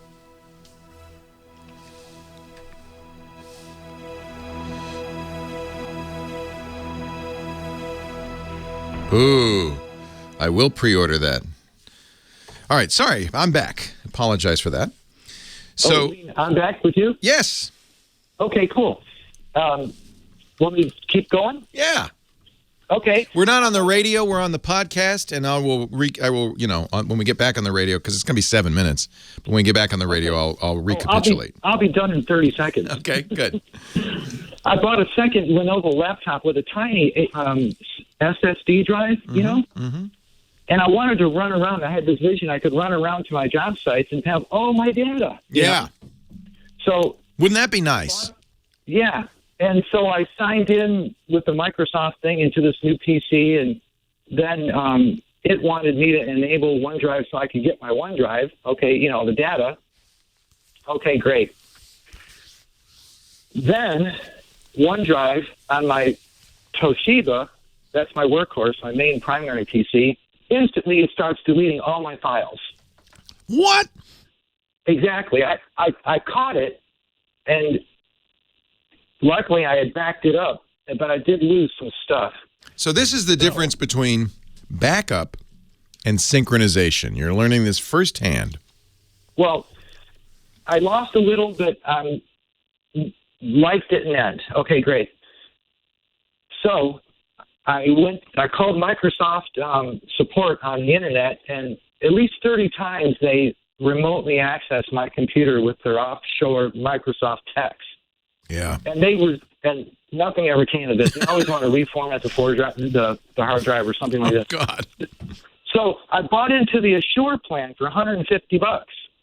I actually got a refund because they said, we can't fix this. We don't know what's going on. Oy. So each of those 30 calls, by the way, was like 4 or 5 hours at a time, Oh, Lord. So I made an appointment to the Microsoft store. I drove this extended distance to get there because there's not one close to me. Spent the entire day there, and these guys were huddled around my PC making phone calls and everything, and then they give it back to me. And you're calling me? And I was hoping that someone from Microsoft would hear this and say, I can help you. And then just in a nutshell, is the problem still that if you use OneDrive, it deletes the stuff instead of backing it up? Exactly, and it deletes it on my PC. And one of the suggestions says, and I've never put anything on the Lenovo, but one of the suggestions was delete everything on OneDrive.com and start from scratch. So I did, and then you press the enable button, and instantly it starts deleting everything on my PC. And I'm ready for this. I've already got the backups all synced, and so I just have to restore everything. This is, by the way, the reason they don't bill OneDrive as a backup. It's not a backup solution. I'm still searching for a backup solution. Well, I tell you about Carbonite. So but you can try other things. So synchronization is designed to match two folders or two hard drives to make them equal. For some reason, I don't know. What I can't solve is I'm not sure why OneDrive is trying to. What it's trying to do is synchronize your Toshiba with a blank drive. Why it's doing that is, whether it's a settings issue or something. But that's the point of synchronization. It's not a good choice for backup because it will synchronize deletes as well as copy files. What you want is a solution that does not specifically excludes synchronizing deletions. You want something that will copy what's on the Toshiba, and if you delete something on the Toshiba, it doesn't delete it on the copy. The copy is an aggregate of everything that's ever been on the Toshiba. That's a backup. A synchronization is, I've got a folder on the Toshiba, and I do this, by the way. I use my own network attached storage to do this. I use a Synology, but I have a common documents folder that is on all my hardware, and I have many laptops and desktops. I'd love to see this. This is the way you want it, right? This is what you're looking for. But this, I think, OneDrive is not the proper solution for this. But the idea being that when I set up a new computer, I log into my network attached storage. It's called Synology. I log in and I add the Synology client to that computer. Log in and then say, yeah, my documents folder is now the documents folder in Synology. Can you spell that? Synology. It's a network attached storage. Almost any NAS will do this, but Synology is the best. It's pricey, but you don't have to pay a monthly fee. You just buy it. And then what? Because I understand that's what you want. You want to have a central repository of data that is the same everywhere. I got this Western Digital RAID 2 hard drive. Yeah, it's supposed to do the same thing, right? That's the MyBook. Yeah. I just wanted redundancy because right. The Synology does that. You can get a 2-drive Synology. If you can afford it, get a 5-drive Synology. Then you have double data redundancy. Any 2 drives can fail and you don't lose any data. You have massive storage. You probably don't need 10 terabytes, but you'd have that. While I have you, Carbonite, I had to use it, and I was a loyal fan for years because of you, but I had to use it once, and it took me almost an entire year to populate my PC. I know. So that was the offside. I don't recommend Carbonite for massive amounts of data, but I wish you had called them because they'll send you a hard drive. You're kidding. No. It's for a fee. For a fee because they understand. I mean, they're limited by their bandwidth, and they don't want to take up all your bandwidth. I would have bought it. How much data was it? Must have been hundreds of gigabytes or a terabyte, right? It was a lot of data. Yeah, it was like 400 gigabytes. Yeah. So yeah, they'll send you a hard drive. And the point being mostly that you've got it all backed up. Carbonite, there's a kind of backup called high availability where you get back up and running fast, and they offer that, but that's more expensive than the generic consumer version of Carbonite. But if you call them up and you say, I need my data now, send me a hard drive with my data, they'll do that, and you'll get it tomorrow. I called them, and they gave me this, how much bandwidth and an equation saying it's going to take this many months, and we can't. Maybe at the time they didn't. They probably didn't offer it. Yeah, they probably didn't offer it. Exactly. But this is. I think people don't when they're thinking about online backup, they don't do the math that it can only back up at a certain rate. It doesn't want to take up all your bandwidth. It can only restore at a certain rate. It should restore, 3 or 4 times faster than it took to back up. But the backup happens kind of in the background. You're not aware of it. Can I ask you one more thing while we're on break? Yeah. With my WD, my cloud thing, the RAID device. Yeah. You have to go through the internet to access the data. Okay, great. But this thing keeps revisions upon revisions upon revisions, and it's like trying to wade through a lot of. So is there something that like a software where if it's here, I want it here, and that's it? You can go in the settings and say, don't do versioning. It's doing versioning. You can tell it to not do versioning. The reason you like versioning is because people change documents and then go, oh, rats, I wish I had the previous version. And for ransomware, versioning can save your butt because if you get encrypted files, often those will be backed up. But if you can go back to the previous unencrypted version, you're golden. So versioning is good, but you're right. First of all, it can use a massive amount of data, but it also can make life hell. Time Machine on the Mac was an attempt to make this easier to use. It does versioning, and it has this big graphical display to make it easy to understand what's going on. I don't know what to do on Windows, though. Well, hey, how are you today? Leo Laporte here, the tech guy. Time to talk about, computers, the internet, home theater, digital photography, smartphones, smartwatches, virtual reality, augmented reality, smart cars, driving cars, TVs that are smart, hacking, security, privacy. Anything I left out? Yeah, probably a lot.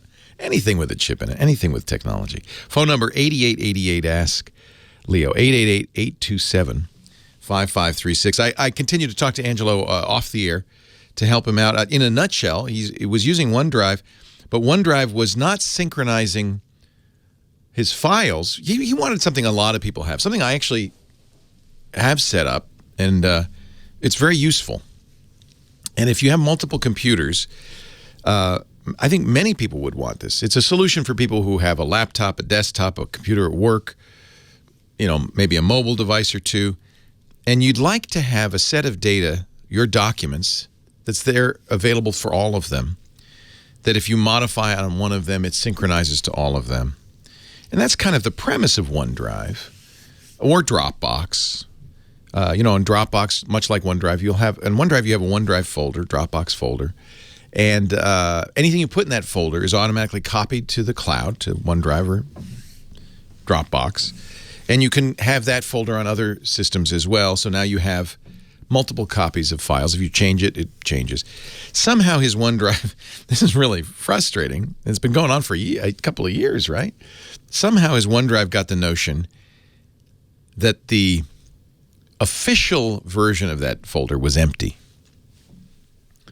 That's your worst nightmare, right? What you want is, and this is what Microsoft told them, it didn't work. What you want is OneDrive, the cloud, to have the official version with all the files, and then it synchronizes to all of your computers. Somehow, OneDrive got the notion, oh, there's nothing in this folder. And then when he logged in with his Toshiba, it saw that folder with a lot of stuff, and instead of copying the stuff, it started deleting it. It said, no, the official version is empty.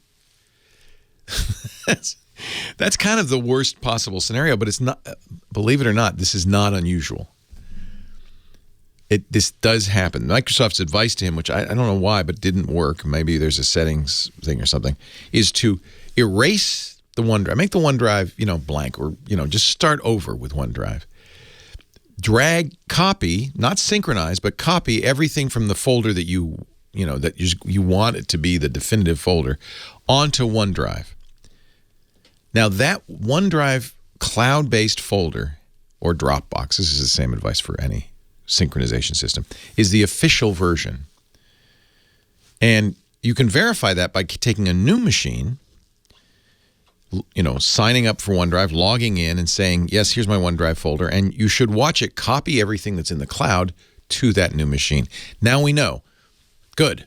We've got 2 copies, which is a good sign. Probably 3. With the originals, the OneDrive, and the new machine. Then, and only then, log on with an old machine and make sure that that's how it's working. And that should be how it's working. So start with an empty drive, copy everything into it, empty OneDrive, copy everything into it, set up synchronization on your machines, watch it keep those in sync. Remember, though, that unless you tell it not to, it will synchronize deletions. This is where people get in problems. If you delete a folder on your Toshiba, or your new machine, if OneDrive sees that, it will delete the folder on the official canonical, we call it, version on OneDrive, the one true version on OneDrive. And there goes that data. That's gone. It says, well, you deleted it. You didn't want it. That's if you synchronize deletions. So if you want it for backup, make sure you're not synchronizing deletions. The problem with that, and by the way, Angelo has my cloud from Western Digital, and he says, I got all these versions of files. Well, yeah, that's when you don't synchronize deletions, right? It'll save every version. You change a file, instead of deleting the old one and replacing it, it makes a version. That's what you want for backup, because you can go back in time. But it does use a lot of space, and it makes a lot of files. So you want a system that will do that in a rational way. Apple's Time Machine is an example. Apple's Time Machine, in fact, they have a whole big graphical display, and it looks like you're going back in time, and you can go back to previous versions. And they used the graphical interface to kind of explain what's going on and make it clearer. Oh, this is all the files from June 9th. This is all the files from April 7th. This is all the files from February. And you see it's a point in time, and you can go back to that point in time. That makes sense, I think, more to humans. Unfortunately, people who design computers aren't humans. They're engineers. I mentioned to him, and I've mentioned this before, that the solution I ended up doing was making my own cloud with a network-attached storage. The system I use is from a company called Synology, Synology, and it can be expensive. It can be very expensive. But then you have your own cloud in a closet somewhere, and you can have all the machines. That's how I do it. I have a definitive directory on the Synology. Whenever I get a new machine, and it happens to me a little more than the average bear, of course, the first thing I do is I put the Synology software on that new machine and say, and now duplicate what's in the cloud, which is great because all my documents are always immediately available to me. It's a pricey way to do it. It's a lot less expensive to pay a monthly fee to Dropbox or OneDrive, but you have to be kind of aware of what you're doing when you configure it. 8888 asks, Leo, hope that helps, Angelo. It's terrible to suffer for years with a computer problem, and we all do it, right? Yeah, I can never use that Y key unless I press the shift button first. Or, yeah, I don't know why, but that menu disappeared years ago. You work around it and you keep going. The reason I say fix it is because every time it's going to nudge you a little bit. It's death by 1,000 paper cuts. Just a little nudge every time, and it wears you down. It's worth fixing it if you can. But, you know, I know we all do it. Live with a computer problem for 2.5 years. Really? Matt in Seattle. Hello, Matt. Leo Laporte, the tech guy. You know anybody at Microsoft up there? Yeah. I know. Who isn't from Microsoft? Microsoft or Boeing, right? Yeah. Well, I even worked there myself for a while. There you go. Well, our last caller was hoping somebody from Microsoft would hear about his OneDrive pain and volunteer to help. What can I do for you? Yeah. Well, here's the scenario. I have backed up all of my DVDs, which are old home movies and stuff like that I've transferred to DVD. Good.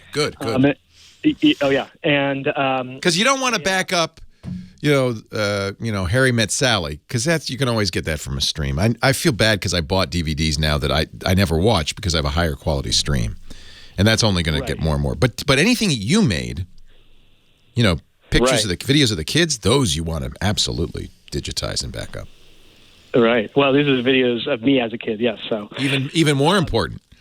Yeah, they're gold. Yeah.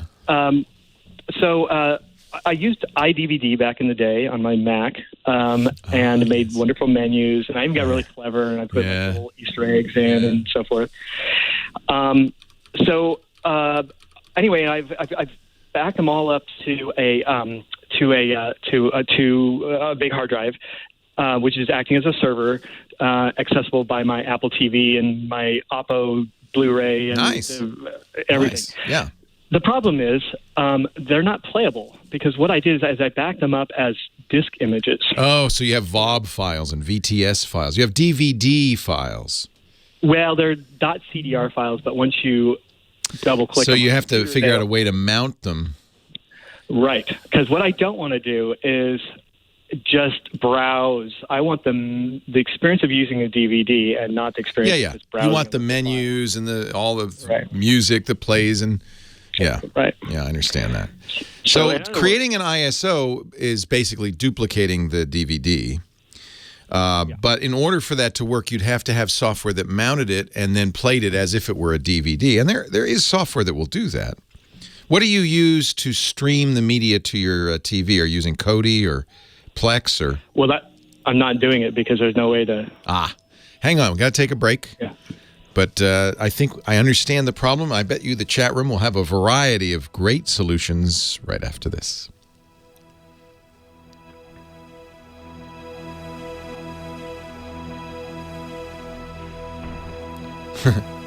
ISO Shah 1 says, I think if you so when you're playing it, how are you playing it? Are you just sharing the drive that it's stored on? Well, again, because I know that there's no way to. You're not doing it the way I want. I'm not doing it. But what would you like to tell me? How you would like to do it? Well, I would like there to be an Apple TV app that allows you. There's your problem right there. Right. But I also have, I know. Actually, you can get Plex. You can get Plex on an Apple TV, right? Yeah, but it doesn't. Plex on a Roku. So so they're saying, VLC will see the ISO and play it as if it's, it'll just say, it's a DVD, and it'll give you the DVD interface and all that stuff. But you don't. I tried, and I couldn't get that to. How about so? Mike B. Plex will Plex play an ISO file? Yeah, everybody's saying it should. So now I'm thinking something's wrong with the files you made, because if you put Plex on your Apple TV or your Roku, it's on both, and Plex can see the drive where that stuff is stored, or you put a USB drive in or whatever. Plex should see it as a DVD and load it and play it. Really? Because, for one thing, it's our .cd. Yeah, the CDR is weird because it's not a CD. Uh-oh. Is this me or is this our callers? To an ISO file. You're back. It was clicking out for a minute. Sorry. So you do want to have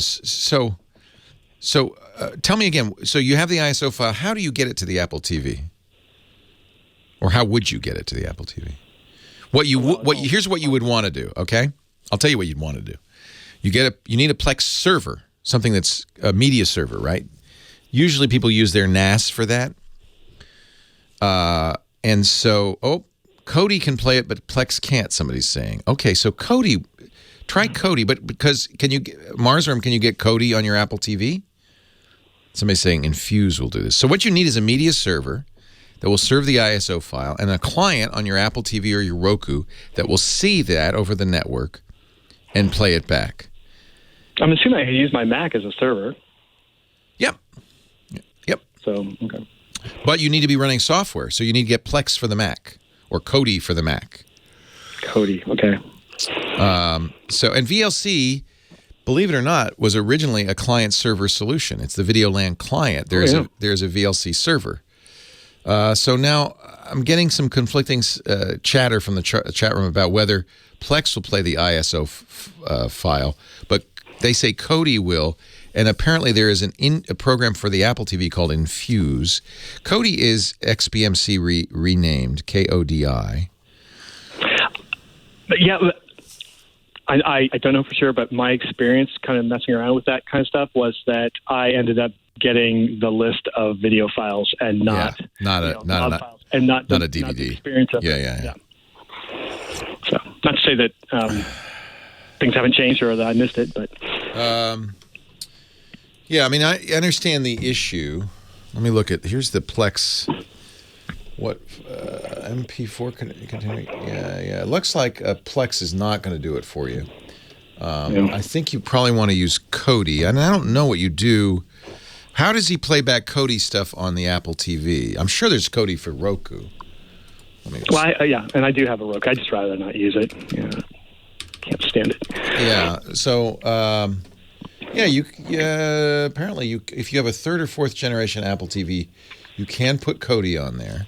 You would need the Kodi server on your Mac, and a Kodi client on your Apple TV, and then so there's an article which I will post here from Macworld UK. Leo Laporte. Geeking in the free world. On the line from Seattle, Matt. He's got an interesting issue. I think in the future, and someday we'll get to the future. Future never gets here, does it? In the future, the way we'll watch stuff is we'll just stream it. We'll stream it from the network, from the internet, and everything we want to watch. But the problem is Matt has childhood videos that he wants to play back, and those won't be available on the network. So how does he play those back? And this has been solved by the same people who want to play, When Harry Met Sally, that they've ripped to their hard drive. They want to play it back on their Apple TV. So the first thing you want to do, and by the way, that's Matt says he wants to play it on his Apple TV. So the first thing, Matt, you want to do is you want to put Kodi on your Apple TV. And we'll put a link in the show notes to an article that explains how to do that. That's the player. And then the player will look out on the network and see a Kodi server. So you'll need somewhere to run the Kodi server. You have a Mac, you could run it on that as long as they're both on the same network. And the Kodi server will have those CDR files that you created. You may need to... They're not ISOs, they're CDRs? Yeah. But I'm sure I could transfer them. Yeah, I'm sure there's some mechanical. You don't want you to re-encode it because that'll degrade it. But it's probably just a different format, and you can recontainerize it to make it an ISO. Exactly. But you may need to do that in order for Kodi to see it. But the server will see it as a DVD if it's in the proper format, and serve it as a DVD, not as files, but as a DVD to your Apple TV, which will then play it as if it's... Because if you think about it, that's what an Apple TV does when you watch iTunes. You rent a movie, you buy a movie. It's being streamed in some format to the Apple TV that plays it back as if, it's normal. Somebody's telling me that probably the CDR is just an extension difference, that if you change the extension to ISO, it might work. I'd look into that. But if that works, boy, that's easy. So I think there used to be VLC for the Apple TV, then Apple killed it, and I think it came back. You might look for that as well. But the key is you need a media server that serves the content from the hard drive in a way that the media client on your Apple TV can see it, read it, and play it back. And apparently they're telling me that Kodi will do that, and you can put Kodi on your Apple TV. So let me know if this works. There seems to be a high level of confidence in the chat room. Oh, sure, there are a few naysayers who say, well, Apple will never let you do that. Actually, I would be one of those if I weren't seeing all these people saying, oh, yeah, you can do that. It's not the kind of thing Apple likes, right? They really want you to buy it on iTunes, even if it's your family videos. Well, is there any way you could... I wonder if you could... Well, you wouldn't be able to store it in these ISO file. I mean, if you just had the raw videos, you could store them and play and share them from your Mac. But you want to see the whole... This is the problem, is that you want to see the menu structure and all that. All right? Yeah, yeah. Hey, good luck, Matt. I hope it works. Let me know how it works. I trust the chat room, especially in this particular area. They seem to have a passion for media players and things like that. Kenny's in Springfield, Missouri. Hello, Kenny. Leo Laporte, the tech Hello, guy. how are you doing? I'm great, Kenny. How are you? I'm doing good, doing good.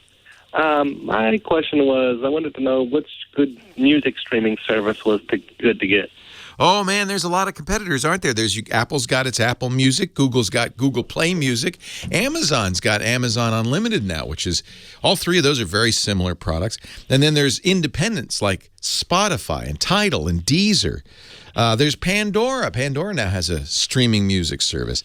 All of these roughly have the same set of records because the record labels kind of control this tightly.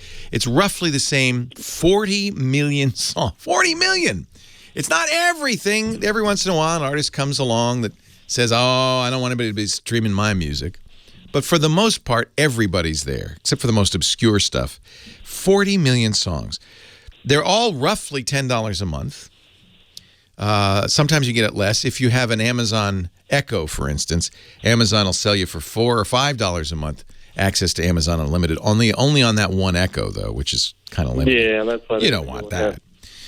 Mostly the differences are kind of user interface, kind of features like can you make playlists? Can people share playlists? Spotify is famous because every Monday they put out a playlist called Discover Weekly that's based on what you've listened to in the past with newer music you might be interested in. That's pretty nice.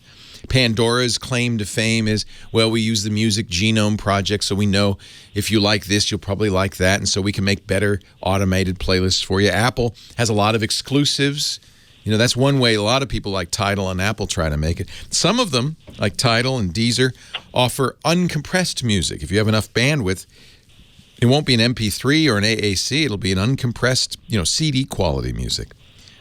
I don't ever notice the difference, by the way, but they claim there's a difference. So, well, I have an iPhone, an Apple TV, and a Roku. So the only thing Apple Music won't work on, of course, is the Roku. It'll work on all the other devices. Spotify will work on all of those. I think Spotify's the biggest right now. They have 40 or 50 million subscribers. They seem to be going strong. I worry because unlike Apple, Microsoft also has Groove. I forgot Microsoft. But unlike Apple, Microsoft, Amazon, and Google, Spotify has to make its living, and Pandora and Deezer and Tidal have to make their living on their business alone. Apple, Google, Microsoft, and Amazon can lose money on the music service, and they'll still be around because it sells hardware. Well, in Apple's case, it sells hardware, right? It's good for business. So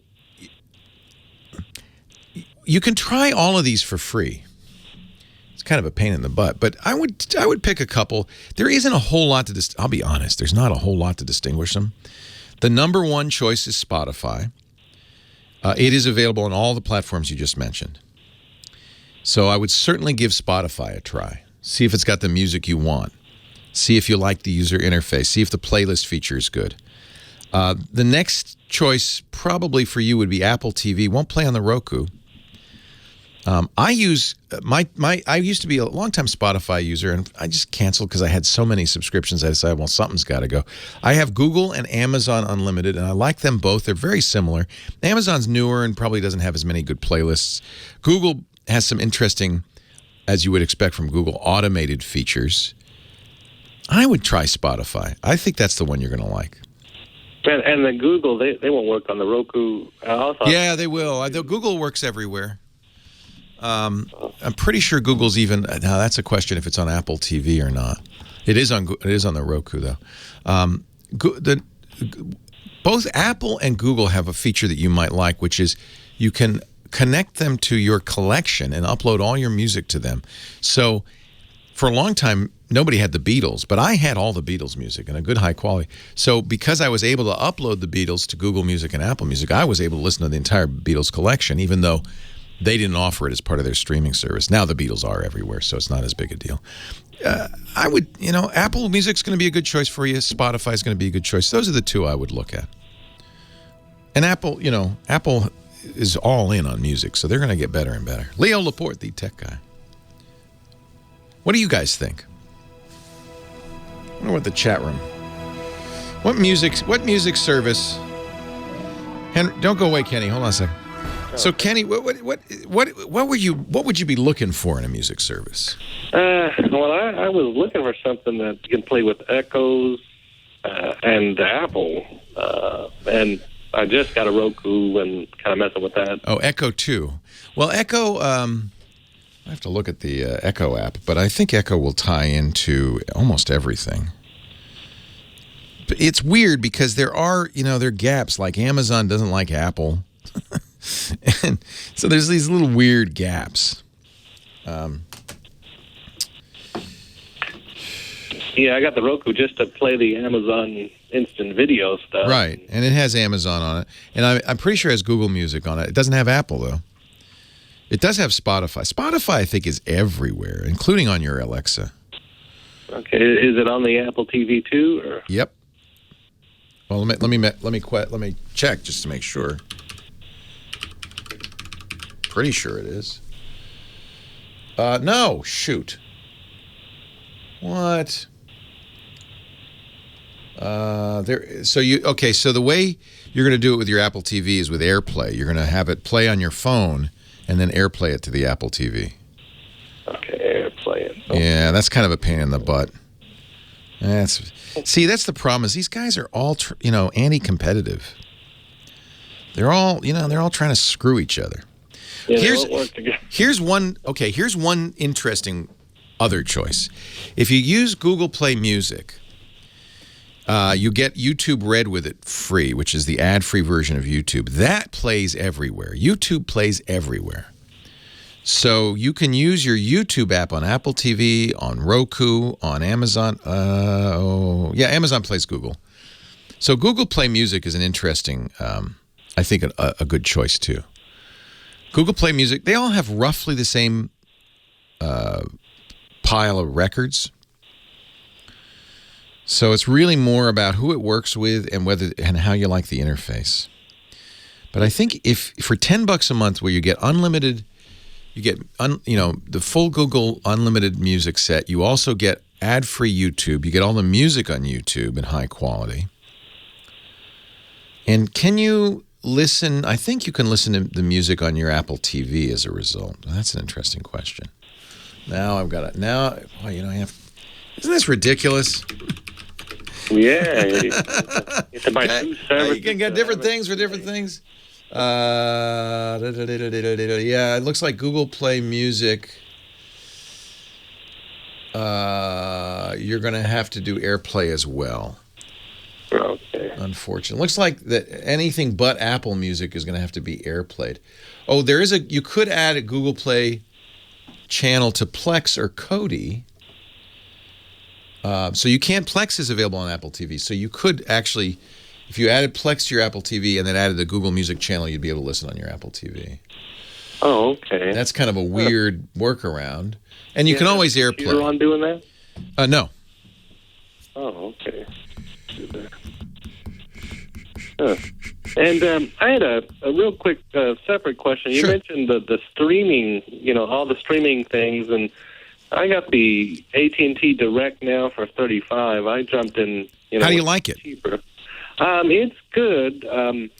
I had a lot of problems but this was early on. Channels not playing, just being black, and yeah, they said they were working on it, but they've done some updates and it seems to work real good. Oh, good. Now. And I got the Go Big package, which is not their top of the line, but it's right below that, and it has over 100 channels. And nice. How much is that? They gave me right now it's $60, but I got it when it was $35. Nice. Well, that's a hell of a deal. And so I was wondering how that stacked against Google. That's a great deal. Google's very limited where you can get it right now, and it is $35 for a much smaller set of channels. Doesn't even include Showtime. So I think because you got that early adopter bonus, I would stick with that. I think that sounds great. Leo Laporte, the tech guy. Both Pandora and Tidal are, as also rans and music services, offering extended trials. I think they both have 6-month trials. So you could get the and many of these have free tiers, but the free Spotify, for instance, has a much more limited set of music and some restrictions on it, and then it probably also has ads. Record labels hate the free streaming services. Remember, Taylor Swift last year said, "I will not let my record on any of these services that have free tiers because I deserve to be paid for my music."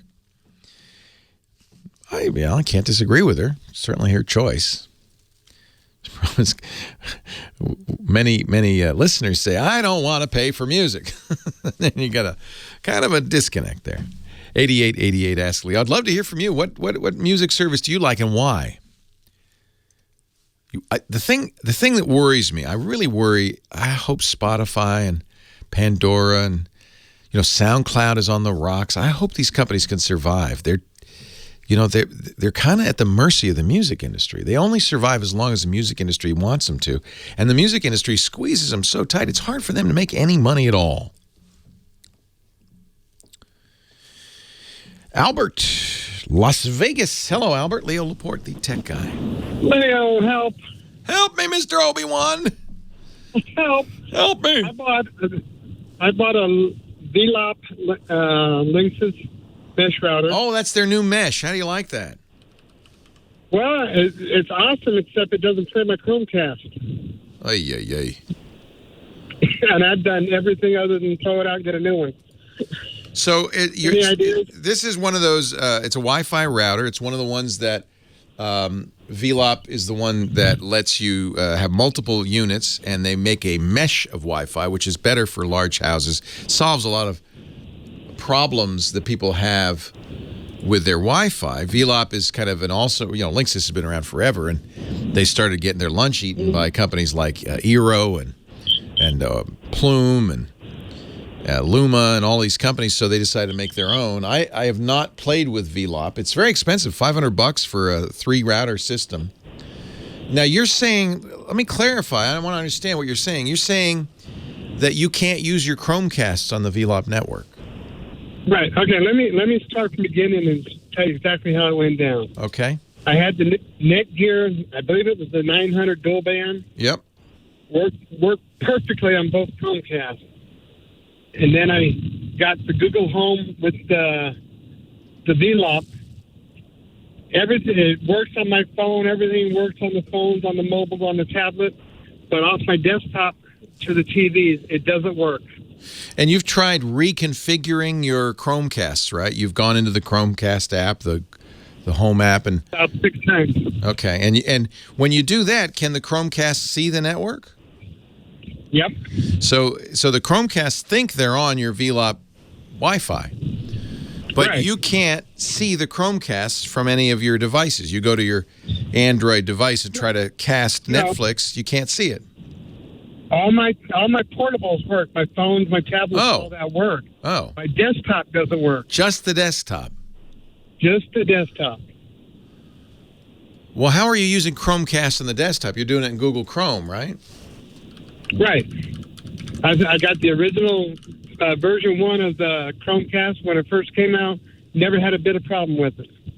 And you were able to mirror your browser's contents right over to your big screen TV using the Chromecast. Yep, everything. Worked like a charm where I went and bought another one. Huh. That was a beta. It was a beta capability. I'm wondering if there are issues with doing that. I love Chromecast, by the way. $35 or $45, depending on which one you use, device. You plug into the HDMI port on your TV. It's on your Wi-Fi. You can now see it from your portable devices and even your computer, although it's really designed for your portable devices. And any app that's Chromecast aware will pop up a little, when you're, let's say, running Netflix, it'll pop up a little Chromecast logo in the upper right-hand corner, and you can say, yeah, instead of watching this movie on my phone, my little 5-inch phone, why don't you send that over to the big screen TV? You could choose, if you have multiple Chromecasts, you'll get a menu with all their names. You say, send that to the living room TV. Living room TV will go, stutter a little bit, and then say, and start playing the movie. Furthermore, you can control the movie from your TV, pause it, rewind it, stop it. Or you can, shut your phone down and it'll keep playing because the Chromecast takes over the stream. It's the one receiving the Wi-Fi and continues to play. I don't think there's a problem particularly with the VLOP and the Chromecast. I'm just not sure. It's Wi-Fi's Wi-Fi. If your computer's on Wi-Fi and on the same network as your Chromecast, you should be able to cast to it. You're using the cast button on the Chrome browser, right? Right. Yeah. Right. Like I said, with the Netgear, I had no problems. Does it see the Chromecasts? Yeah. It sees them. It just doesn't start. Right. It does. No, excuse me. It doesn't see them. It says no. Okay. No destination. It doesn't show up in the menu there. Well, Right, you got me. I'm not sure why. I do feel like the browser Chromecast was a beta, and I do remember Google said, well, we can't always promise this is going to work. And I'm wondering if it doesn't make sense that they have problems with one brand of router, but anybody in the chat room have any idea why his desktop Chrome browser can't Chromecast? Well, it doesn't even see the Chromecasts when everything else does. Is it possible it's far away?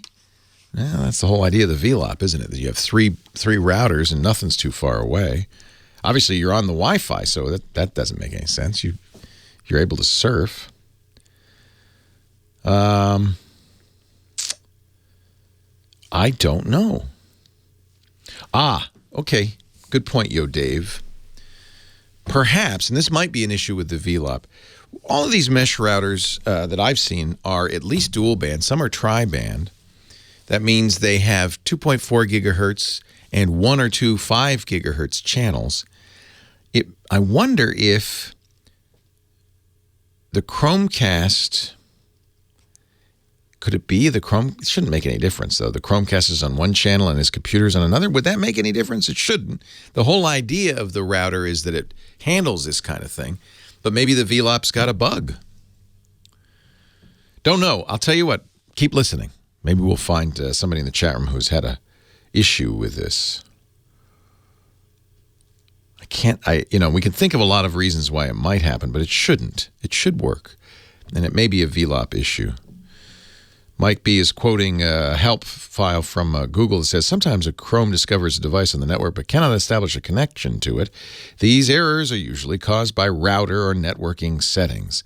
Please ensure that AP isolation is disabled on your router and that any firewall features on your router that might block incoming connections to your Chromecast built-in speakers are not enabled. That could be. Maybe look at the VLOP settings. Make sure that, turn on UPnP, Universal Plug and Play, just in case the Chromecast needs that.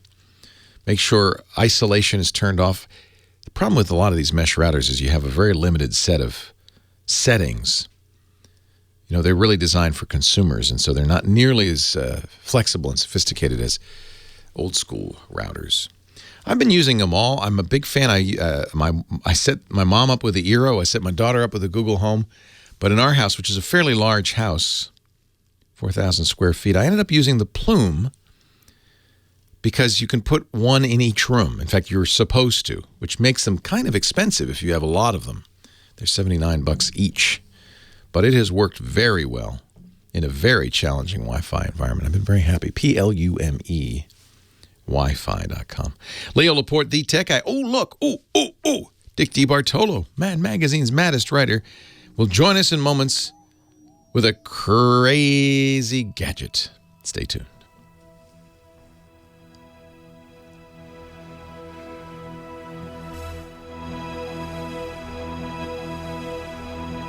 $4,000 square feet.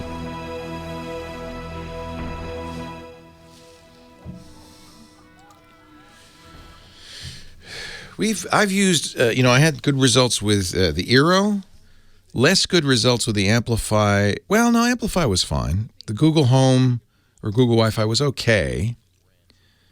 Problem is, it's hard to test these because they all claim to improve over time, and that's been actually my experience. The longer you give them, often, and the Plume is amazing. The Plume does all sorts of weird, stuff. I'll show you my Plume layout, which is crazy. Crazy. What do you use, Dickie D, for your router? I am using. Oh, you know what? I have Time Warner, so it's all in one. It's from It's Ubi. theirs. It's theirs. Yeah. Oh, you have a Ubi. Ubi, yeah. Ubi. Ubi And dooby it doo. has a meter on the side, so I can watch the dollars floating away. You Kinda need that. unique. You need that, yeah. Leo Laporte, the tech guy, 8888 Ask Leo. That's the phone number if you have a question, a comment, a suggestion. Oh, look who's here.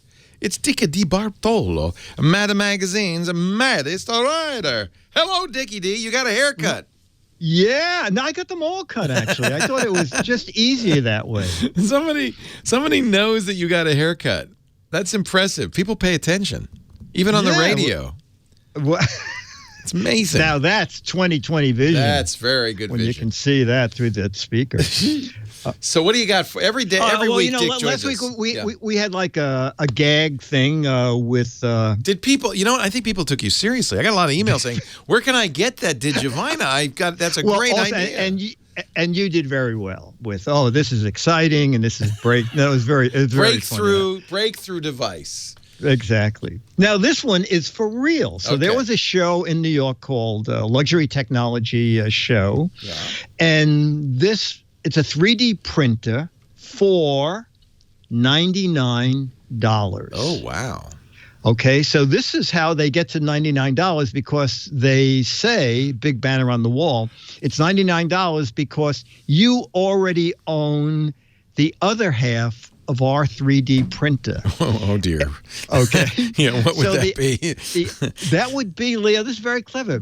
That would be your smartphone. Oh. Your smartphone becomes the 3D printing platform. So normally a 3D printer uses ultraviolet light. Yes. This 3D printer called Ono, O-N-O, uses visible light. The visible light from your smartphone, and they've developed their own resins that harden. Wait a minute, your smartphone is the laser? Yes, the smartphone is providing the light to build your 3D item. So it's very bizarre. So it's a black box, and your smartphone is at the bottom. Then you be sure you put the overlay over your phone, the protective layer over your phone. Yeah. And then you pour in the resin. Yeah. So the resin is into this box. Your phone is at the very bottom. Yeah. Then you pick out whatever you design your own 3D thing or go to their website and send designs to it. And it takes anywhere from 2 hours to 2.5 hours. Have you seen this work, or is this just Leo, I've seen that. No, they have video on their website of it actually building. At the show, they just had a table of everything they had built in one of these devices, but they were not building them there since it takes a couple of hours to build the smallest thing. Leo, how does it come out of your phone? I don't know. I'm confused. It doesn't come out of your phone. Your phone is just laying on a table. Yeah. Okay. Yeah. And then the box lays over it. Yeah. Then you put the plastic over your phone to protect it. Yeah. Then you pour resin in. Now it's building it upside down. Then you put in the top of the 3D printer, and it has a plate on it, and the plate starts raising up as the printer is building your 3D object. And when you're done, you lift that plate and the 3D object is stuck to the bottom of this plate. Nothing is... I don't understand. You know what? I put a little link on my website to see it in action. Okay. Okay. All right. Okay. Whiz. Yep. .biz. Right. And then I click the Tech Guy. Gizwiz visits Tech Guy. Right. All right. There's and then okay. No. And then it says, "See this printer printing in action." Yeah. And someone's picking out a design there. This is bizarre. I'm not, I guess I don't understand how 3D. Here you go. Do I have to wear rubber gloves? Do I have to, I don't understand how this works. Do I have to put the phone in? The phone has a protective thing over it. Okay. They cut one wall out. Wait a minute. He's pouring resin into the phone. Well, that's why you have that protective shield. The shield is holding the resin. Yeah, your phone is underneath. Okay. Now the plate is in the resin. Your phone is under this, under a plastic shield. Okay. All your phone is doing is providing the blinking light. First of all, I had no idea that's how 3D printers worked, was with blinking light. I don't. Well, it is now. This one is. This is baffling to me. This is magic. Yeah. So this little. What if somebody calls you during the print cycle? Oh, well, then you'll see their name engraved in resin. You call your friends. You call everybody up and you say, "I'll be printing." Is this another? It's not April Fool's, Dick. It's April 8th. You can't. I know. I said to Dennis, I said, I'm going to do the 3D printer that we saw at the luxury show. He said, Leo's going to think it's another April Fool. ONO3D.net if you want to look at the videos, or actually best to go to gizwiz.biz, Dick's website, and he's got links to videos. And so this was on Kickstarter. Kickstarter, they got more than $2 million.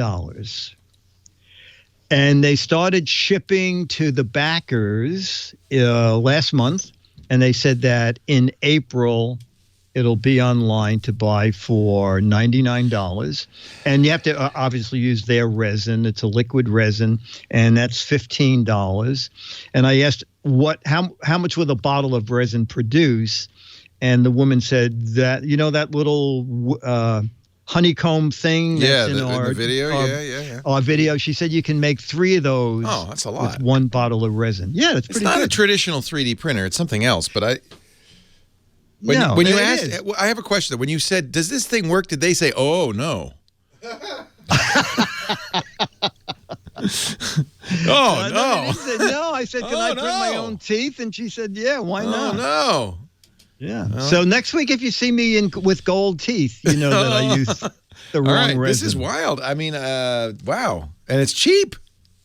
What does it? Android, iOS? Did they say it? Android and iOS. However, the better your phone, the better the 3D object. What do you mean better? Okay. Better how? Like if the screen resolution. Oh, so it should work great with my. If you have a $99 phone, you're going to get a 99-cent 3D. But it should work great with my my new Galaxy S8 Plus. That should. Oh my gosh. Yeah. Yeah, you can go to gizwiz.biz. That's Dick's site, and you can find out all about this. And the Digivina that takes old soda bottles and turns them into MP3 records, and a lot of other great stuff. You can even play the What the Heck Is It contest, a chance to win an autographed copy of Mad Magazine. Well, Dick, thank you. Boy, that is the wildest gadget you've brought us in a long time. Yeah, I know. Well, thank you. Okay, I expect you to get one for your show. It's only $99. How bad could it be? Oh, you better buy 10. Do you get the resin? Do you get some resin with that? I bet they charge $99 for the printer and then $100 a bottle for the resin. No, resin's $15. $15 a bottle. Okay. $15 a bottle. Apparently, Jammer Bees looked into this. You said it. He was listening. Well, nice job, Jammer Bee. I should be listening too, but I'm too busy going, "Oh no." Thank you, Dickie D. Okay, buddy. I'll see you next week. Take care, my friend. Okay, bye. Hey, thanks to Michael Cozy, our musical director. Thanks to Heather Hammond, our phone ranger. Thanks to you for being here. I hope you had a good time, and I hope you come back again. I'm Leo Laporte, the Tech Guy. Have a great geek week. Well, that's it for the Tech Guy Show for today. I'm Leo Laporte. Thank you so much for joining us. Don't forget, the Tech Guy is just the tip of the iceberg. We do nearly 30 shows now on the Twit Netcast Network, and you'll find them all at twit.tv. We talk about Windows on Windows Weekly, Macintosh on Mac Break Weekly, iPad on iPad Today. You get your daily dose of tech news from Tech News Today, and our weekly roundtable show, This Week in Tech. It's all at twit.tv. And I'll be back next time with another great Tech Guy podcast. Thanks for joining me. See you next time.